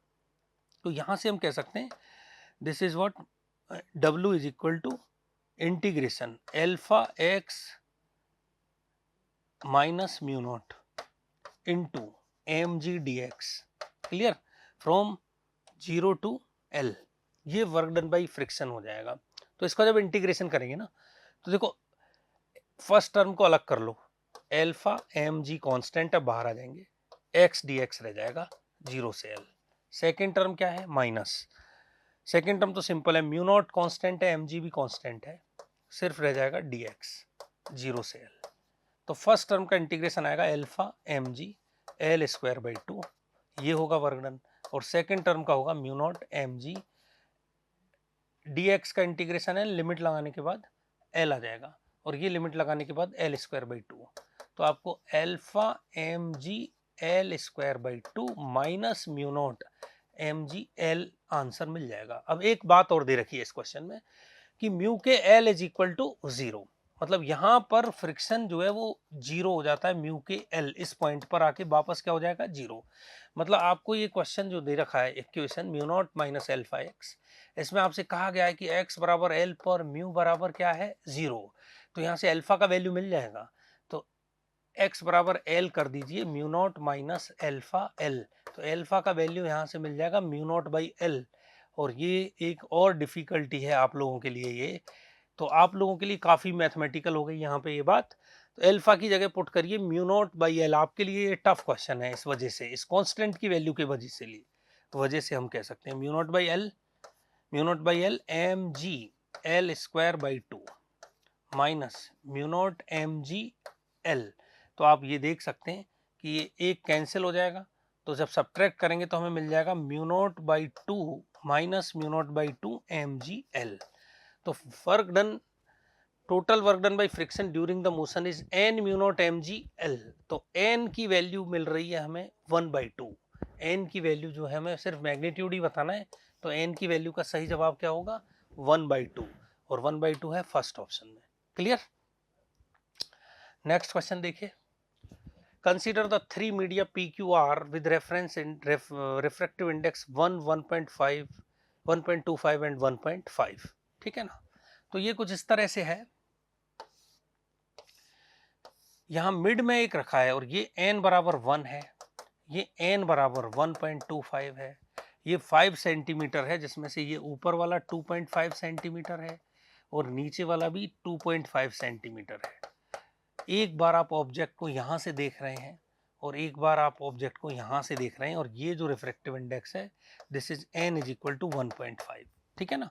अब दोनों तरफ से आपको अपेरेंट डेप्थ लिखनी है, तो अपेरेंट डेप्थ का फॉर्मूला क्या है पहले तो बताओ, फॉर्मूला क्या होगा, डी डैश बराबर डी अपॉन एन रिलेटिव, जिसको बोलते हैं हम n1 बाई n2, ठीक है ना, या N I by N R भी बोल सकते हैं। तो जब रे इस तरफ जाएगी, बेटा ध्यान से देखना, रे जब इस तरफ जाएगी तो n1 होगा 1.25 और n2 होगा 1, तो d का वैल्यू तो 2.5 ही है, n1 इज 1.25 और n2 का वैल्यू 1, तो हमें मिल जाएगा 2।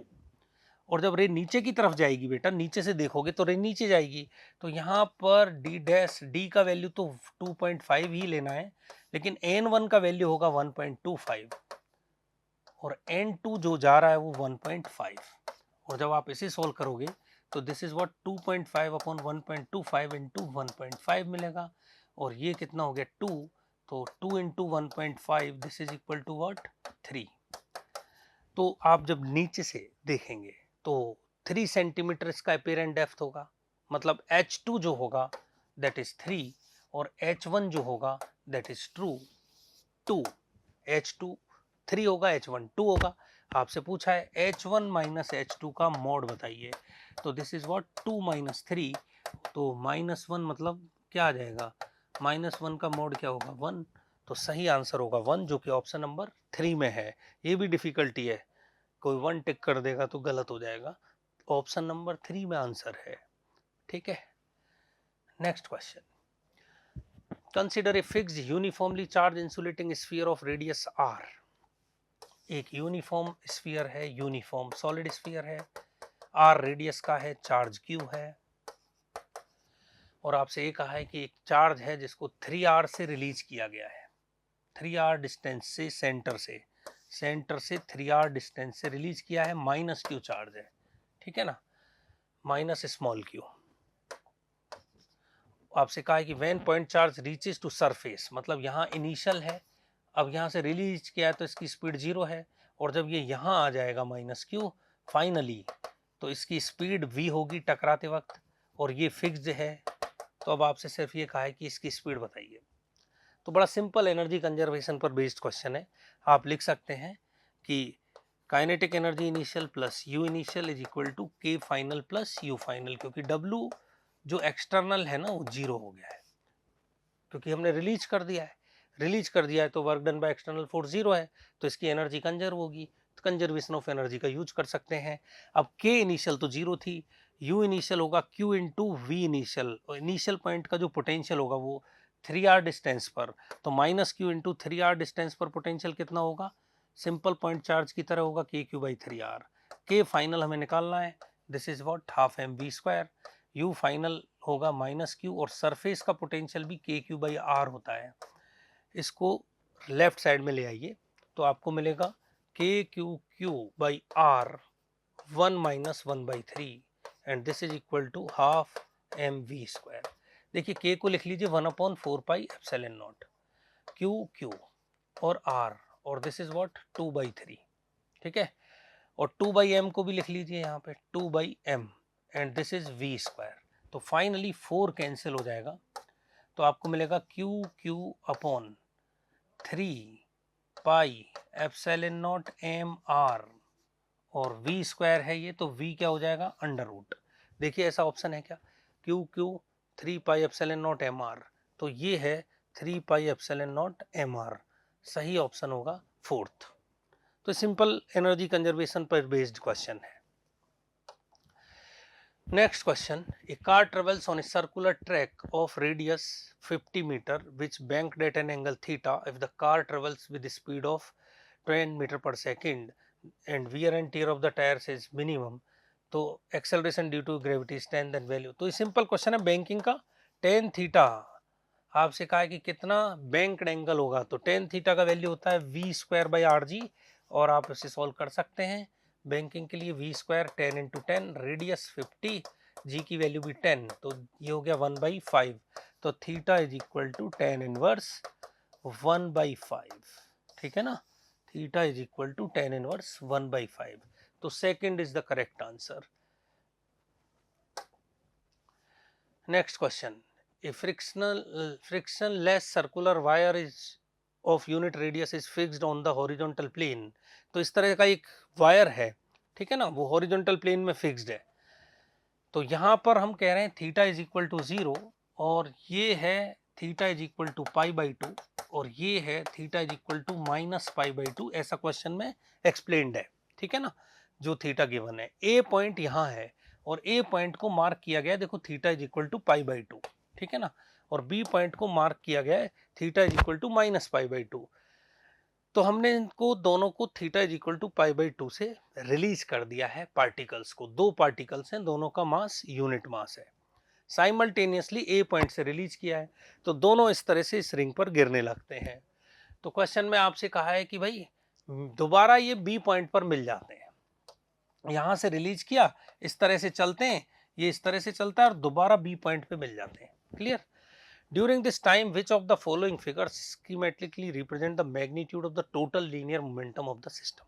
तो देखो इसका बढ़िया तरीका क्या होगा कि भाई ये यहाँ जब थीटा बराबर 0 पर आएगा, तो थीटा बराबर 0 पर क्या होगा कि ये इस तरफ जा रहा होगा mv, और ये इस तरफ जा रहा होगा mv। तो देखो सबसे बढ़िया जगह है -π/2 से +π/2, है ना, ये +π/2 है, ठीक है। तो थीटा बराबर 0 पर यहां मिलेगा, और यहां इसका मोमेंटम सबसे ज्यादा होगा, ये 2mv। सबसे सिंपल था ये ऑप्शन ऐसे देखना, पर कोई कह सकता है 2mv यहां भी हो सकता है, लेकिन ये देखो थीटा बराबर 0 पर मोमेंटम 0 बोल रहा है, तो ये तो गलत हो जाएगा। अब सही सॉल्यूशन कैसे कहें भाई, इसका मोमेंटम लिख लो। तो इसका मोमेंटम कैसे लिखेंगे, देखो यहां पर इसका mv मोमेंटम होगा, यहां पर इसका mv मोमेंटम होगा, ठीक है ना। तो अब आप इसको देखें,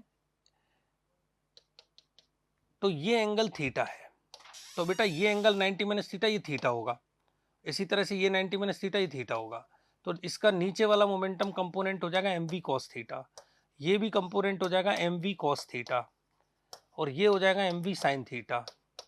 ठीक है, ये हो जाएगा mv sin थीटा। तो अब जो जानते हैं वेक्टर का कॉन्सेप्ट, अपोजिट डायरेक्शन वाले कैंसिल हो जाएंगे क्योंकि पी टोटल चाहिए हमें। पी टोटल में हमें दोनों mv cos थीटा जुड़ते हुए नजर आएंगे। तो जो इसका टोटल मोमेंटम किसी भी जगह होगा वो 2mv cos थीटा होगा। ठीक है ना। अब बिगनिंग में थीटा इज इक्वल टू π/2 है, तो इसमें π/2 रख दीजिए, तो p इनिशियल क्या हो जाएगा 0। और जब -π/2 होगा तो भी 0 हो जाएगा क्योंकि थीटा -π/2 है। तो इनके बीच में इसका मोमेंटम क्या होगा मैक्सिमम, और वो मोमेंटम किसके बराबर होगा 2mv, जब थीटा बराबर क्या होगा 0। तो इसका जो सही जवाब होगा वो फोर्थ ऑप्शन में होगा। Okay, next question, question number 28। 3 identical PN junction diode, थोड़ा डायग्राम इसमें अच्छे से नहीं बना है, मैं बना देता हूँ। देखो ये इस तरह से है D1, ये भी आइडेंटिकल डायोड्स है ना D2 में क्या है, ये ओपन सर्किट है, और तीसरा जो है रिवर्स बायस में लगा हुआ है।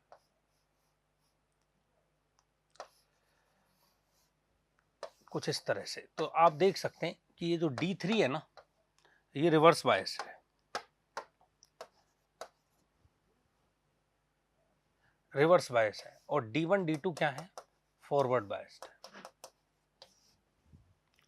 ठीक है, तो इनके डिप्लेशन लेयर का हमें बारे में बताना है कि कौन सा डिप्लेशन लेयर जो है वो थिन होगा थिक होगा।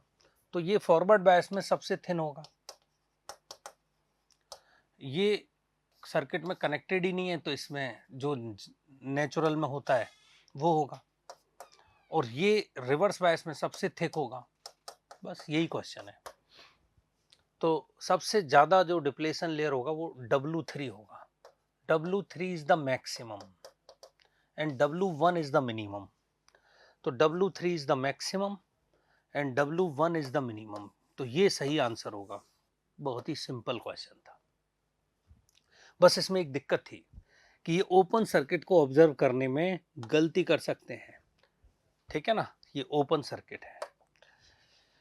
Next 29, the lens combination shown in the figure consists 2 lens L1 and L2 of the focal length 10 and -10. Okay, इसका 10 है, इसका -10 है, और आपको बताना है कि इमेज कहाँ फॉर्म होगा।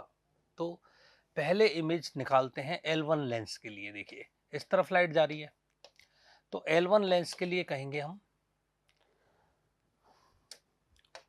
L1 लेंस के लिए कहेंगे 1/V1 माइनस 1/U। U का वैल्यू क्या होगा -30 इज 1/f, f 10 है, सॉल्व कर लीजिए। 1/V1 is equal to 1/10 minus 1/30, तो दिस इज 3 माइनस 1/30, तो this is 2/30 and it is 15। V1 को 15 मिल जाएगा, दिस इज 1/V1 ना 15, तो यहां से 15 पर होगा है ना I1। तो ये डिस्टेंस 3 सेंटीमीटर है, तो ये क्या हो जाएगा 15 माइनस 3 12। तो जो नेक्स्ट टाइम U होगा ना U2, दिस इज +12 और F इज -10।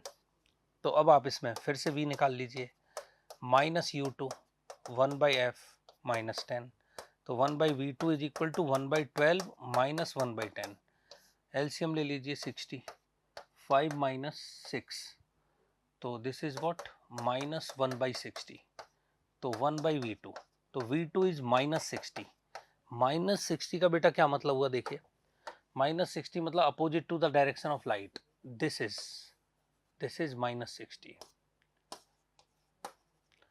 तो सही जवाब होगा 60 centimetre right, no 60 centimetre left of the concave lens. Left है ना, राइट इधर है, left of the concave lens. Clear. Next, a solid sphere A of radius r and mass m attached to the point to a smaller solid sphere। तो इसमें क्या करना है, इस एक्सिस के अबाउट मोमेंट ऑफ इनर्शिया निकालना है, फिर इस एक्सिस के अबाउट मोमेंट ऑफ इनर्शिया निकालना है। ठीक है ना, और दोनों को सब्ट्रैक्ट करना है, IA माइनस IB। तो देखिए इसका होता है 2/5 कैपिटल MR स्क्वायर। IA जो होगा बिगर स्फीयर का तो ये होगा 2/5 कैपिटल mr², और स्मॉलर स्फीयर में पैरेलल एक्सिस थ्योरम का यूज करना पड़ेगा। 2/5 small mr² plus m into r plus r का whole square, ICM plus md²। ICM तो ये होगा प्लस md², d की वैल्यू होगी r प्लस r, ओके, दोनों में ही सेम होगी। जबकि इसमें क्या होगा, देखिए इसका होगा पैरेलल एक्सिस थ्योरम से, तो हम IB जब लिखेंगे तो बिगर स्फीयर का लिखेंगे 2/5 कैपिटल mr² प्लस md², तो m into r plus r का होल स्क्वायर, और स्मॉलर स्फीयर का तो हम लिख सकते हैं सिंपल ICM 2/5 mr²। अब आपको करना है IA माइनस IB, तो IA माइनस IB आप करिए। तो IA माइनस IB जब आप करेंगे ना, तो 2/5 mr² और 2/5 mr² कैंसिल हो जाएगा, देखो, और 2/5 mr² और 2/5 स्मॉल mr² भी कैंसिल हो जाएगा, ध्यान से लिखेंगे तो फिर ये बचेगा बस small m into R plus R का whole square minus capital M into R plus R का होल स्क्वायर। तो सही आंसर होगा m minus M into K R plus R का होल स्क्वायर, और ऐसा किस ऑप्शन में है, ऐसा है थर्ड ऑप्शन में बेटा, ठीक है। तो थोड़ा सा कैलकुलेशन था। 31 consider that the electron revolving in an excited state of hydrogen atom with velocity root 25.6 10 raised to power 5 metre per second, ठीक है ना। तो रूट 25.6 इज ऑलमोस्ट 5.1, ऐसा ही कुछ होगा, 5.1 इंटू 10 रेज टू पावर 6, 5 भी कह सकते हो, ठीक है ना।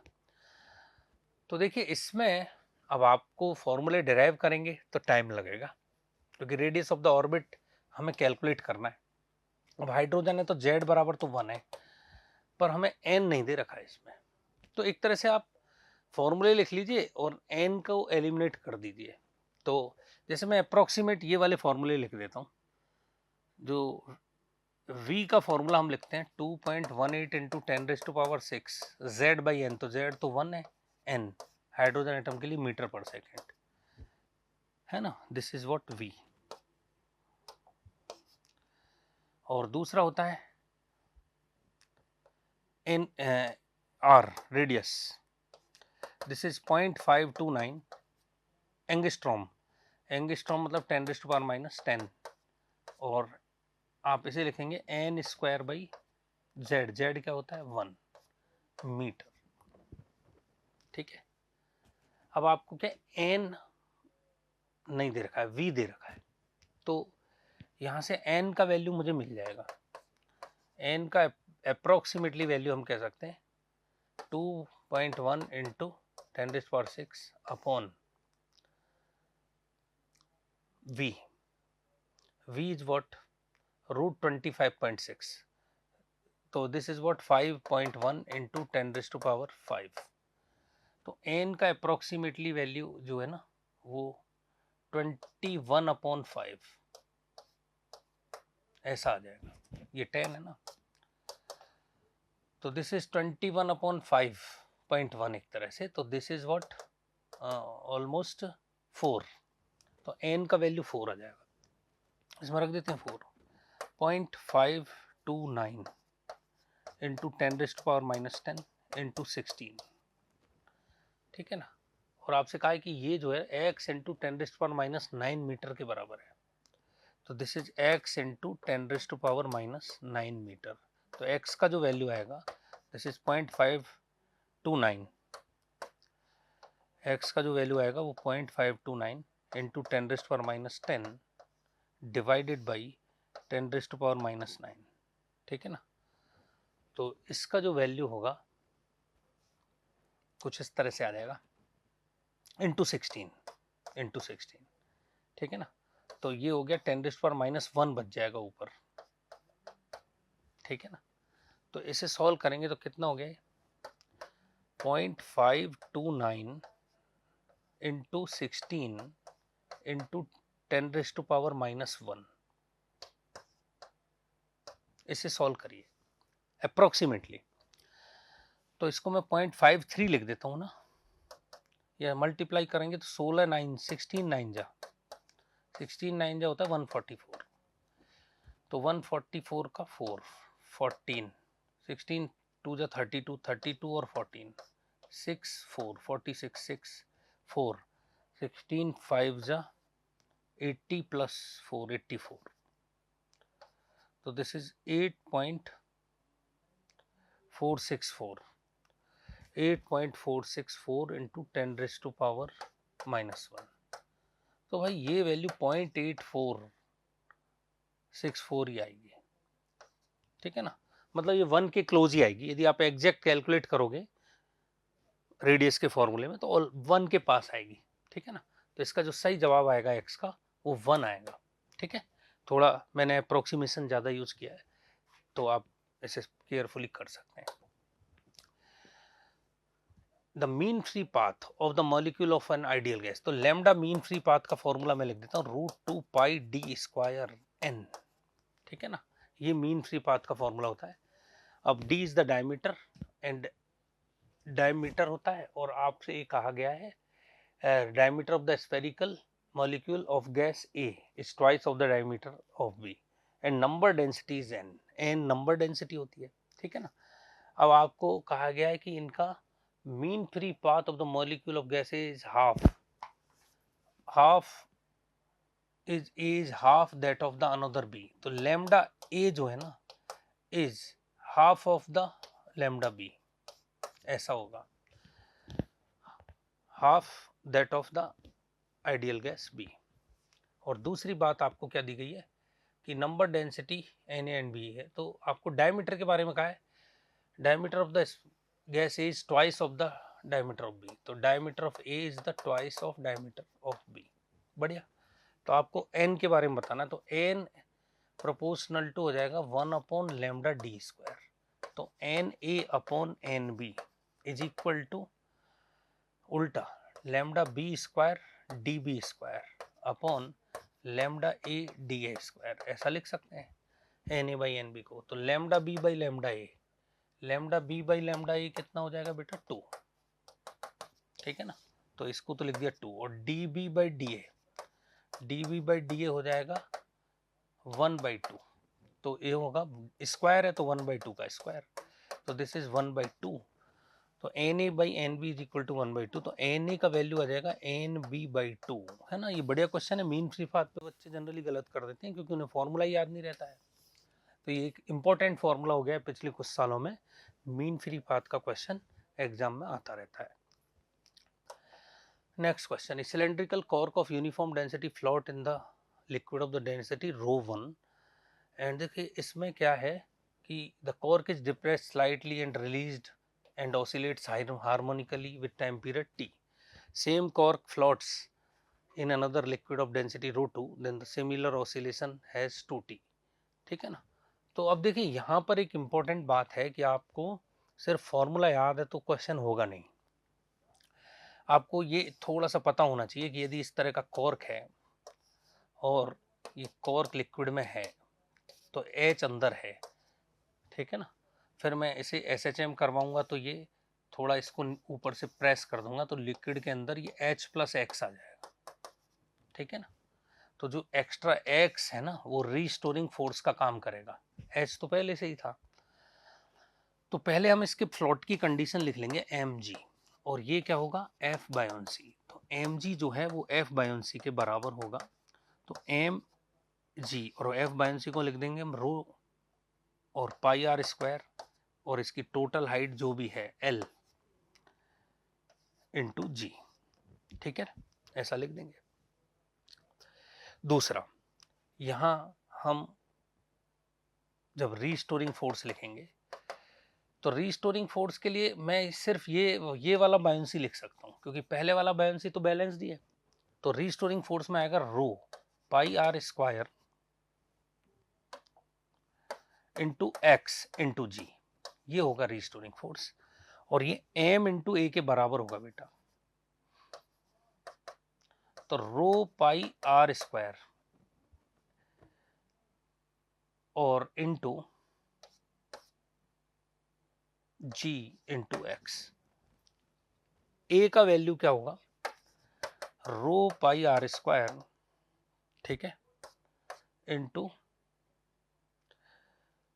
जी एक्स अपॉन एम। एम का वैल्यू ये रहा, इस एल की जगह हम लिखेंगे एच, बायोंसी फोर्स है ना, तो एल पूरा नहीं आएगा, बायोंसी फोर्स में तो एल नहीं आएगा, एच इनसाइड आएगा, है ना, एच इनसाइड, तो इसको एच लिख देते हैं, एच इनसाइड, क्लियर, जी कट जाएगा, तो एम की जगह आ जाएगा रो पाई आर स्क्वायर एच, तो रो पाई आर स्क्वायर कैंसिल हो जाएगा, तो इसका जो ओमेगा स्क्वायर का वैल्यू है ना, वो आप देख सकते हो जी बाई एच आ जाएगा, और एच क्या है, ये वाला डेप्थ जो इक्विलिब्रियम पर इस लिक्विड में इनसाइड है, तो ओमेगा का वैल्यू होगा under root G by H, और टाइम पीरियड का वैल्यू हो जाएगा 2 pi under root H by G, ऐसा आ जाएगा, ठीक है।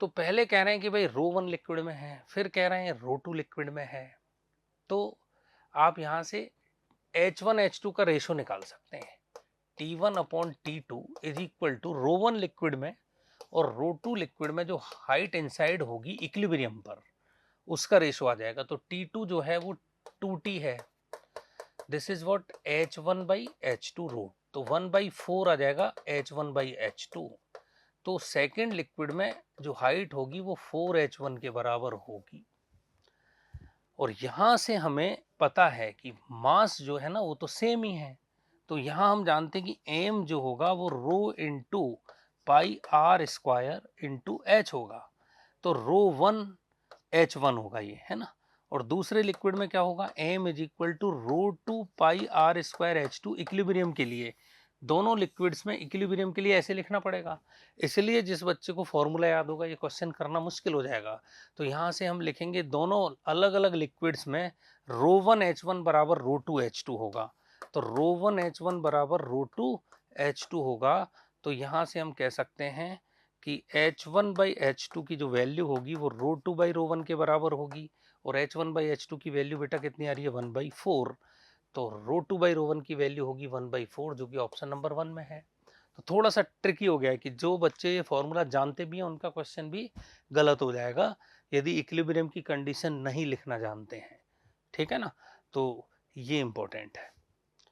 Next question, the sound waves if the number of nodes in fifth harmonic of open ended pipe, देखिए ओपन एंडेड पाइप में फर्स्ट हार्मोनिक ऐसे बनता है, सेकंड हार्मोनिक इसके अंदर कुछ इस तरह से बनता है, तो भाई थर्ड हार्मोनिक जो होगा भाई ये होगा ना F is equal to V by 2L, फिर 2F बनेगा, इसमें इवन ऑड सब बनते हैं 3F 4F और 5F, तो फिफ्थ हार्मोनिक में इस तरह से बनेगा, और वन एंड क्लोज में जो बनते हैं वो ऑड हार्मोनिक बनते हैं, दिस इज F, और F के बाद बनेगा 3F, फिर बनेगा 5F, और फिर बनेगा 7F, और फिर बनेगा 9F, तो ओपन ऑर्गन पाइप में इवन ऑड दोनों हार्मोनिक अवेलेबल होते हैं, और क्लोज वन एंड क्लोज में आपको सिर्फ ऑड हार्मोनिक्स मिलते हैं, ये पता होना चाहिए, तो क्योंकि वो fifth harmonic of open ended pipe बोलते हैं, तो fifth harmonic of open ended pipe जो होगा वो कुछ इस तरह से होगा, फर्स्ट हो गया ना, 1 2 1 2 3 है ना, 4 भी हो गया, हाँ यूं मिलेगा ये इस तरह से, ये फिफ्थ हार्मोनिक होगा, और इसमें एक नोड मिलेगा, one node, this is node, this is node node, तो इसमें 2 नोड मिलेंगे, इसमें 3 नोड मिलेंगे, इसमें 4 नोड मिलेंगे, और इसमें 1 2 3 4 5 नोड मिलेंगे, 5 नोड्स, तो वो नंबर ऑफ नोड्स कैलकुलेट करवा रहे हैं आपसे, ninth harmonic the same pipe with one and close, the number of nodes is m, ठीक है ना, तो दोनों के नंबर ऑफ नोड्स का कैलकुलेशन करना है, तो इसमें देखिए इसमें एक नोड होता है, one node, this is node, इसमें क्या होगा 2 नोड हो जाएंगे, 1 और 2 2 हो जाएंगे, इसमें क्या होगा इस तरह से 3 नोड हो जाएंगे, फिर नेक्स्ट वाले में क्या होगा 4 नोड हो जाएंगे, 1 2 3 4, एक ज्यादा बन गया है, तो ये इसमें बनेगा, गलत, तो ये जो है ना, इसमें 4 नोड बनेंगे, 2, 3 और 4, और इसमें बनेंगे आपके 5, 2, 3, 4, 5, तो दोनों में 5 नोड बनेंगे, 5। ओके, तो number of nodes n is equal to 5, number of nodes m is equal to 5, तो n बाई m का जो रेशियो होगा that is 5/5, n by m का जो रेशियो होगा that is 5/5, this is 1/1। Okay, तो 4th is the correct answer. Clear? Next question बेटा nuclear physics का है।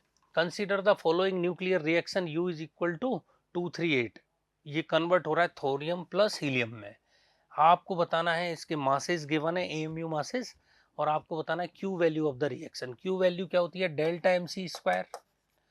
अब डेल्टा MC स्क्वायर में डेल्टा M मास डिफेक्ट लिख लिए, mass of reactant mass of product into C square. Mass of reactant हमें दे रखा है 238.050 minus 234 minus 043 minus 4.003 AMU। C square को हम कर सकते हैं 931.5 MEV upon C square into C square, पहले से था, ये कैंसिल, तो ये हमें मिल जाएगा बेटा। ठीक है ना? अब आप इसे सॉल्व कर लीजिए, तो देखो 234 ये होगा 0.007 और माइनस होगा 0.004.003, ऐसा आ जाएगा। तो दिस इज व्हाट 0.004, और ये है 931.5, तो इंटू 931.5 MEV। क्लियर? तो 0.004 से हो जाएगा ये 4 into 931.5 kilo electron volt. 3 decimal कम कर दीजिए तो किलो इलेक्ट्रॉन वोल्ट में आ जाएगा। तो 9 4 जा होते हैं 36, ठीक है ना? तो ये कुछ इस प्रकार से आ जाएगा 36, मतलब ये सारे बहुत क्लोज हैं, आपको एग्जैक्ट मल्टीप्लाई करना पड़ेगा। तो 931.5 इंटू 4, तो 22, 4 6 और 12 1 और 20 9 4 जा 36 137, तो ये होगा 3726 इज द करेक्ट आंसर। काफी क्लोज ऑप्शन है ना, तो आपको एग्जैक्ट कैलकुलेट करना पड़ेगा। Next question, the measurement of the following which of the following measurement requires the index correction. तो इंडेक्स करेक्शन जो होता है बेटा, ये लेंस में होता है। Measurement of the focal length of optical bench, ठीक है ना? तो ये करेक्ट आंसर होगा। ये तो सिंपल क्वेश्चन थ्योरेटिकल था। In solar system time period of revolution of the planet tracing the circular orbit, ये भी डायरेक्ट क्वेश्चन है केपलर्स लॉ पर। T square proportional to R cube होता है, तो T proportional to R power क्या होता है 3/2। तो ये कुछ सिंपल क्वेश्चन हमें मिले। नेक्स्ट, सिग्मा एस के बी और बी, तो सिग्मा एस होता है E बराबर सिग्मा T4। E होता है ये emissive power energy joule upon metre square per second is equal to sigma T4, तो सिग्मा इंटू केल्विन पावर 4, तो सिग्मा हो जाएगा joule upon metre square second kelvin power 4। Similarly 3/2 KT type से जो होता है वो एनर्जी होती है बोल्टेजमैन कांस्टेंट, ये होता है जूल। तो K का जो यूनिट बनेगा जूल अपॉन केल्विन बन जाएगा। ठीक है, नेक्स्ट जो है वो बीन्स कांस्टेंट होता है lambda is equal to B/T, तो ये हो जाएगा B is equal to metre into kelvin, B का यूनिट होगा मीटर इंटू केल्विन। और अब आपसे पूछा है कुछ इस तरह से कि कैलकुलेट करिए सिग्मा के इंटू एक मिनट चेक कर लेते हैं, सिग्मा के माइनस इंटू बी, ये कैलकुलेट करना है, मतलब सिग्मा बी अपॉन के को कैलकुलेट करना है। तो सिग्मा बेटा क्या हो गया joule upon metre square second kelvin power 4, ठीक है ना। वो हो गया जूल अपॉन केल्विन, केल्विन ऊपर चला जाएगा, और लास्ट वाला हो गया मीटर इंटू केल्विन, ठीक है ना, मीटर इंटू केल्विन। तो देखिए मीटर एक कैंसिल हो जाएगा, एक बच जाएगा, केल्विन स्क्वायर दो बच कैंसिल हो जाएंगे तो दो बच जाएंगे, और बेटा ये जूल तो पूरा ही कैंसिल हो जाएगा। तो फाइनली ये बन गया 1 upon metre second kelvin square. तो ये बन गया L -1 T -1 K -2, इस तरह से L -1 T -1 K -2। तो इसका सही जवाब होगा option number 2। Next question. A ray of light wavelength lambda incident on a 3 photoelectric cells naming 1, 2, 3। देखिए लैम्डा 1, लैम्डा 2, लैम्डा 3 ये हैं थ्रेशोल्ड वेवलेंथ। इंसिडेंट हो रही है लैम्डा लैम्डा लैम्डा, ठीक है ना, ये थ्रेशोल्ड है, थ्रेशोल्ड वेवलेंथ। अब आपसे कुछ कहा है कि भाई the magnitude of stopping potentials are V1, V2, V3, ठीक है। The relation between lambda and lambda threshold, lambda 1 less than lambda. देखिए भाई लैम्डा 1 लेस देन लैम्डा, इसका मतलब HC/λ1 ग्रेटर देन HC/λ, इसका मतलब work function greater than photon energy, इसका मतलब इमिशन ही नहीं होगा, इमिशन ही नहीं होगा तो स्टॉपिंग पोटेंशियल क्या होगा, zero, no photoelectric effect, तो स्टॉपिंग पोटेंशियल होगा zero. Clear. Next one, photoelectric effect ही नहीं होगा तो स्टॉपिंग पोटेंशियल जीरो होगा। Second, lambda 2 greater than lambda, lambda 2 greater than lambda और लैम्डा 3 ग्रेटर देन लैम्डा, तो इसका मतलब इसमें लैम्डा 3 काफी बड़ा है, इसका मतलब ये बहुत ज्यादा एनर्जी का फोटोन है और वर्क फंक्शन बहुत कम है, इसका मतलब ये जो स्टॉपिंग पोटेंशियल है वो ज्यादा होगा, ये स्टॉपिंग पोटेंशियल कम होगा। V3 greater than V2, V3 greater than V2 होगा और V1 क्या होगा, zero. V3 greater than V2, V1 zero, तो सही ऑप्शन होगा 2। तो अच्छा क्वेश्चन है। Next question, question number 40। One main scale division of a vernier calliper is equal to 1 mm, है ना, and number of division of the vernier scale is 10, ठीक है। तो देखो लीस्ट काउंट हम जानते हैं MSD माइनस VSD, तो MSD है 1 mm, दिस इज व्हाट 9/10 होता है, तो 1 माइनस 0.9 mm, तो दिस इज व्हाट 0.1 mm, ठीक है बेटा। इसका मतलब 0.01 सेंटीमीटर भी बोल सकते हैं इसको आप। अब आपसे कहा गया है कि भाई when both the jaws touch each other, जब दोनों जॉज को टच किया जाता है तो vernier scale shift to the left of the zero of main scale, ठीक है ना। इसका मतलब हो गया कि जीरो के लेफ्ट में क्या होता है -1 बेटा, तो मेन स्केल रीडिंग कितनी हो जाएगी, जीरो एरर काउंट कर रहे हैं हम, पहले जीरो एरर को काउंट कर रहे हैं इसमें, तो हम पहले main scale reading plus least count into vernier scale reading इस तरह से करते हैं, तो मेन स्केल रीडिंग क्या हो जाएगी -1, लीस्ट काउंट कितना हो गया 0.01 सेंटीमीटर, ठीक है ना।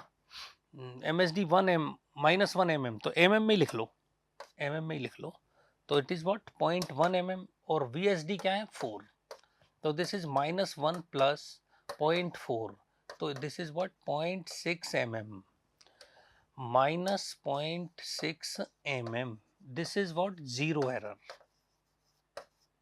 यहाँ जो जीरो एरर होगी दिस इज -0.6 mm होगी, ठीक है।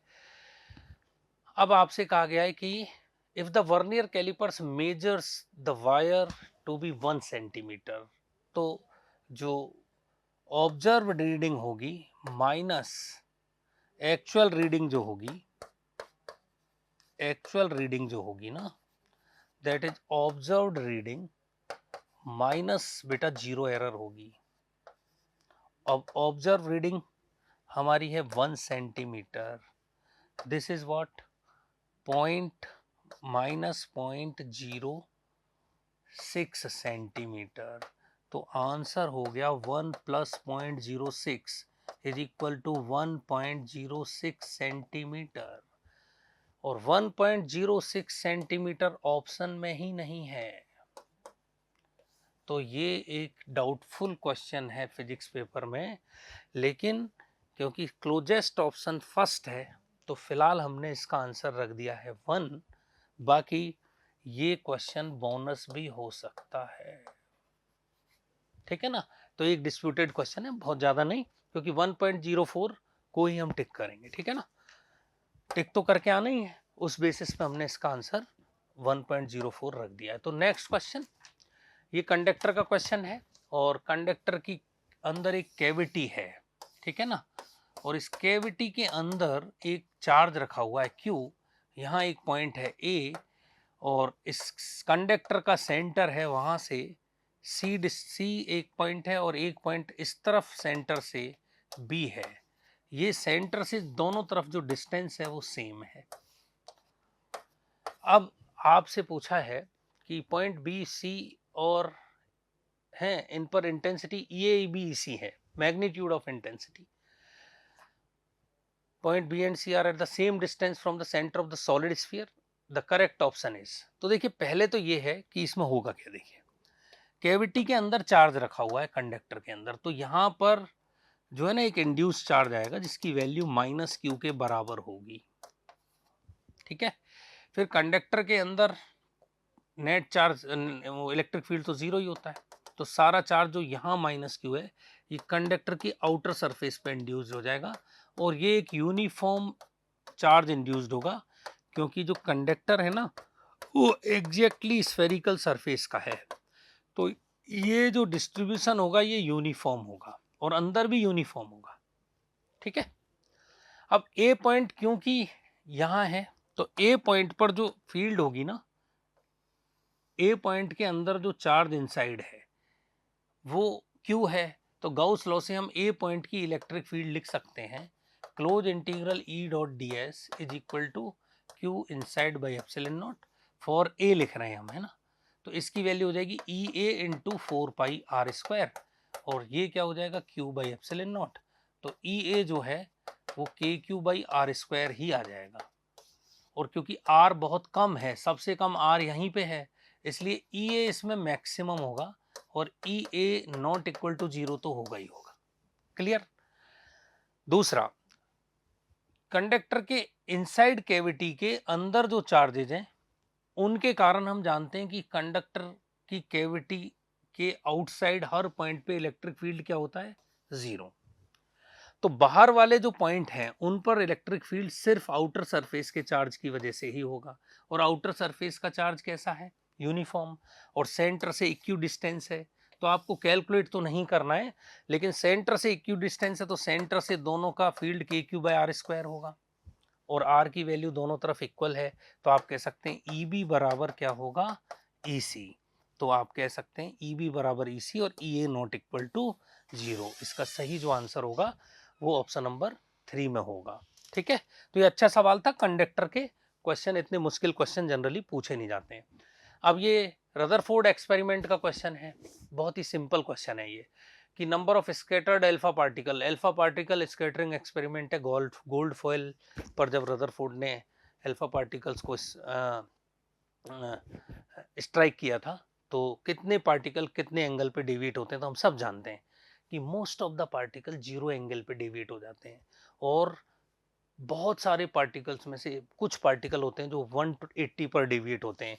तो इसका जो बेस्ट पॉसिबल ग्राफ है वो क्या होगा, ये बेस्ट पॉसिबल ग्राफ है, ये डिक्रीजिंग ग्राफ, और इसका इस तरह का कोई रिलेशन भी होता है n प्रोपोर्शनल टू 1/sin4θ/2, ठीक है ना। तो सही आंसर होगा ऑप्शन नंबर 4। थ्योरेटिकल क्वेश्चन है, हम कह सकते हैं ज्यादातर पार्टिकल बहुत कम डेविएशन से बाहर निकल जाते हैं, और एक पार्टिकल ऐसा होता है लाखों में वो पूरा 180 डिग्री से डेविएट होता है। तो इस तरह से ये ग्राफ बनेगा। क्लियर।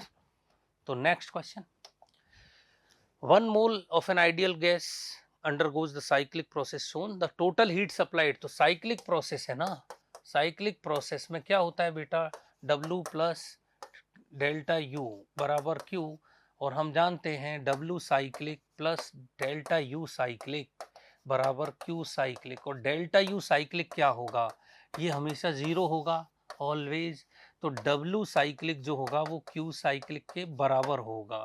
तो total work done is equal to total heat given, और वर्क डन का हम कैलकुलेशन कैसे कर सकते हैं, एरिया ऑफ साइकिल, तो वर्क डन बाय गैस जो होगा वो एरिया ऑफ साइकिल के बराबर होगा। एरिया ऑफ साइकिल क्या होगा, 300 माइनस 200 इंटू 5 माइनस 2, तो ये यूनिट ऐसा यूनिट है ही, तो 100, 300 माइनस 100 है बेटा, 300 माइनस 100, तो दिस इज व्हाट 200 इंटू 3, तो दिस इज 600 जूल। तो 600 जूल जो है वो वर्क डन भी होगा और हीट ये टोटल हीट सप्लाइड भी होगा। Clear. Next 44, two infinite long parallel conducting wire A and B carries current I and 2i, ठीक है, same direction, the wire has uniform mass per unit length, तो current इन दोनों में same direction में है, ठीक है, और इनका मास जो है वो आपको कह सकते हैं m अपॉन l जो है वो क्या है, लैम्डा, तो m की वैल्यू आप लैम्डा इंटू l कह सकते हो, ठीक है। वायर a के लिए कहा गया है, the wire a has uniform मास, तो वायर a ये वाला वायर है, तो वायर a का मास जो है लैम्डा इंटू क्या होगा, l, वायर a का मास गिवन है। क्लियर। तो अब आपसे कहते हैं wire b kept fixed at height h, ये जो वायर b है ना बेटा, ये h हाइट पर फिक्स्ड है,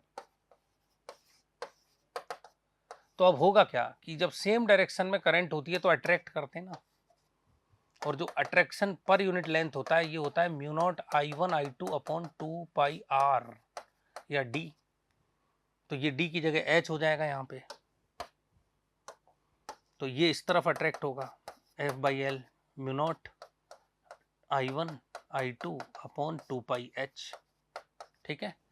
तो क्वेश्चन ये कह रहा है minimum magnitude of h so that the wire does not rise from the floor, तो ये अट्रैक्शन का जो फोर्स होगा ना बेटा, ये वाला इस वायर को ऊपर लिफ्ट कर रहा है, तो ये लिफ्ट कब हो जाएगा, जब ये नीचे mg से ज्यादा हो जाएगा, तो आप कह सकते हैं कि F बाई एल जो है ये लेस देन रहे mg से, जिससे कि वायर लिफ्ट ना हो, तो F बाई एल नहीं, F बाई एल नहीं, F greater than less than क्या हो, mg, तो F बाई एल क्या होगा बेटा, less than m by L into G होगा, तो फोर्स पर यूनिट लेंथ को क्या लिख सकते हैं, म्यू नॉट आई 2i अपॉन 2 पाई h, और m बाई एल को क्या लिख सकते हैं बेटा, लैम्डा इंटू जी, तो ये हो गया mu naught I square pi h, और लैम्डा को less than equal to lambda G. अब आपको h पूछा है, तो आप कह सकते हैं h should be greater than mu naught I square और पाई लैम्डा जी, मतलब h का कम से कम इतना वैल्यू होना चाहिए, और इस तरह का कोई ऑप्शन है mu naught I square upon pi lambda जी, जो कि थर्ड ऑप्शन में है, इससे कम होगा ना तो ये लिफ्ट हो जाएगा, ऊपर उठ जाएगा, ठीक है। Next the consider, last question है, consider a spring mass system, a spring harmonic oscillator in one dimension, mass of the particle is mkg and the spring constant is k. It is given that the extension of the spring in x meter and the speed of the particle is v. On the xy plane, the graph of the v as a function of x, देखो v as a function of x ऐसा आता है, इसमें ये maximum value a होती है और v की मैक्सिमम वैल्यू होती है a ओमेगा, पर ये कह रहे हैं कि दिस ग्राफ इज सर्कल, वैसे ये इलिप्स आता है, इसका इक्वेशन कुछ ऐसा होता है X square by A square plus V square by A square omega square is equal to 1, ये सब लोग पढ़ते हैं।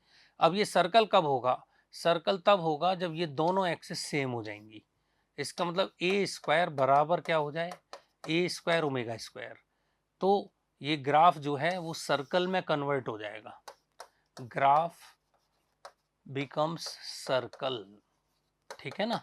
तो ग्राफ सर्कल बन जाएगा, इसका मतलब ओमेगा स्क्वायर क्या हो जाएगा 1, मतलब ओमेगा क्या हो जाएगा 1, और ओमेगा ऑसिलेटर का क्या होता है अंडर रूट के बाई एम, इसका मतलब ओमेगा ये 1 हो जाएगा, तो के बाई एम की वैल्यू क्या हो जाएगी 1, इट मीन्स के की वैल्यू किसके बराबर हो जाएगी m, तो जब k बराबर m हो जाएगा तो ऐसा हो जाएगा, तो this is the option number 3। तो इस तरह से ये पेपर जो है थोड़ा कैलकुलेटिव है, 1 घंटे के अंदर ये सारे क्वेश्चन को सॉल्व कर देना एग्जाम के अंदर ये डिफिकल्ट टास्क है, इसलिए डेफिनेटली फिजिक्स के पेपर का कट ऑफ जो अभी आउट होने वाला पेपर था उससे डेफिनेटली थोड़ा कम ही जाएगा इस बार, ठीक है। Okay, thank you, all the best.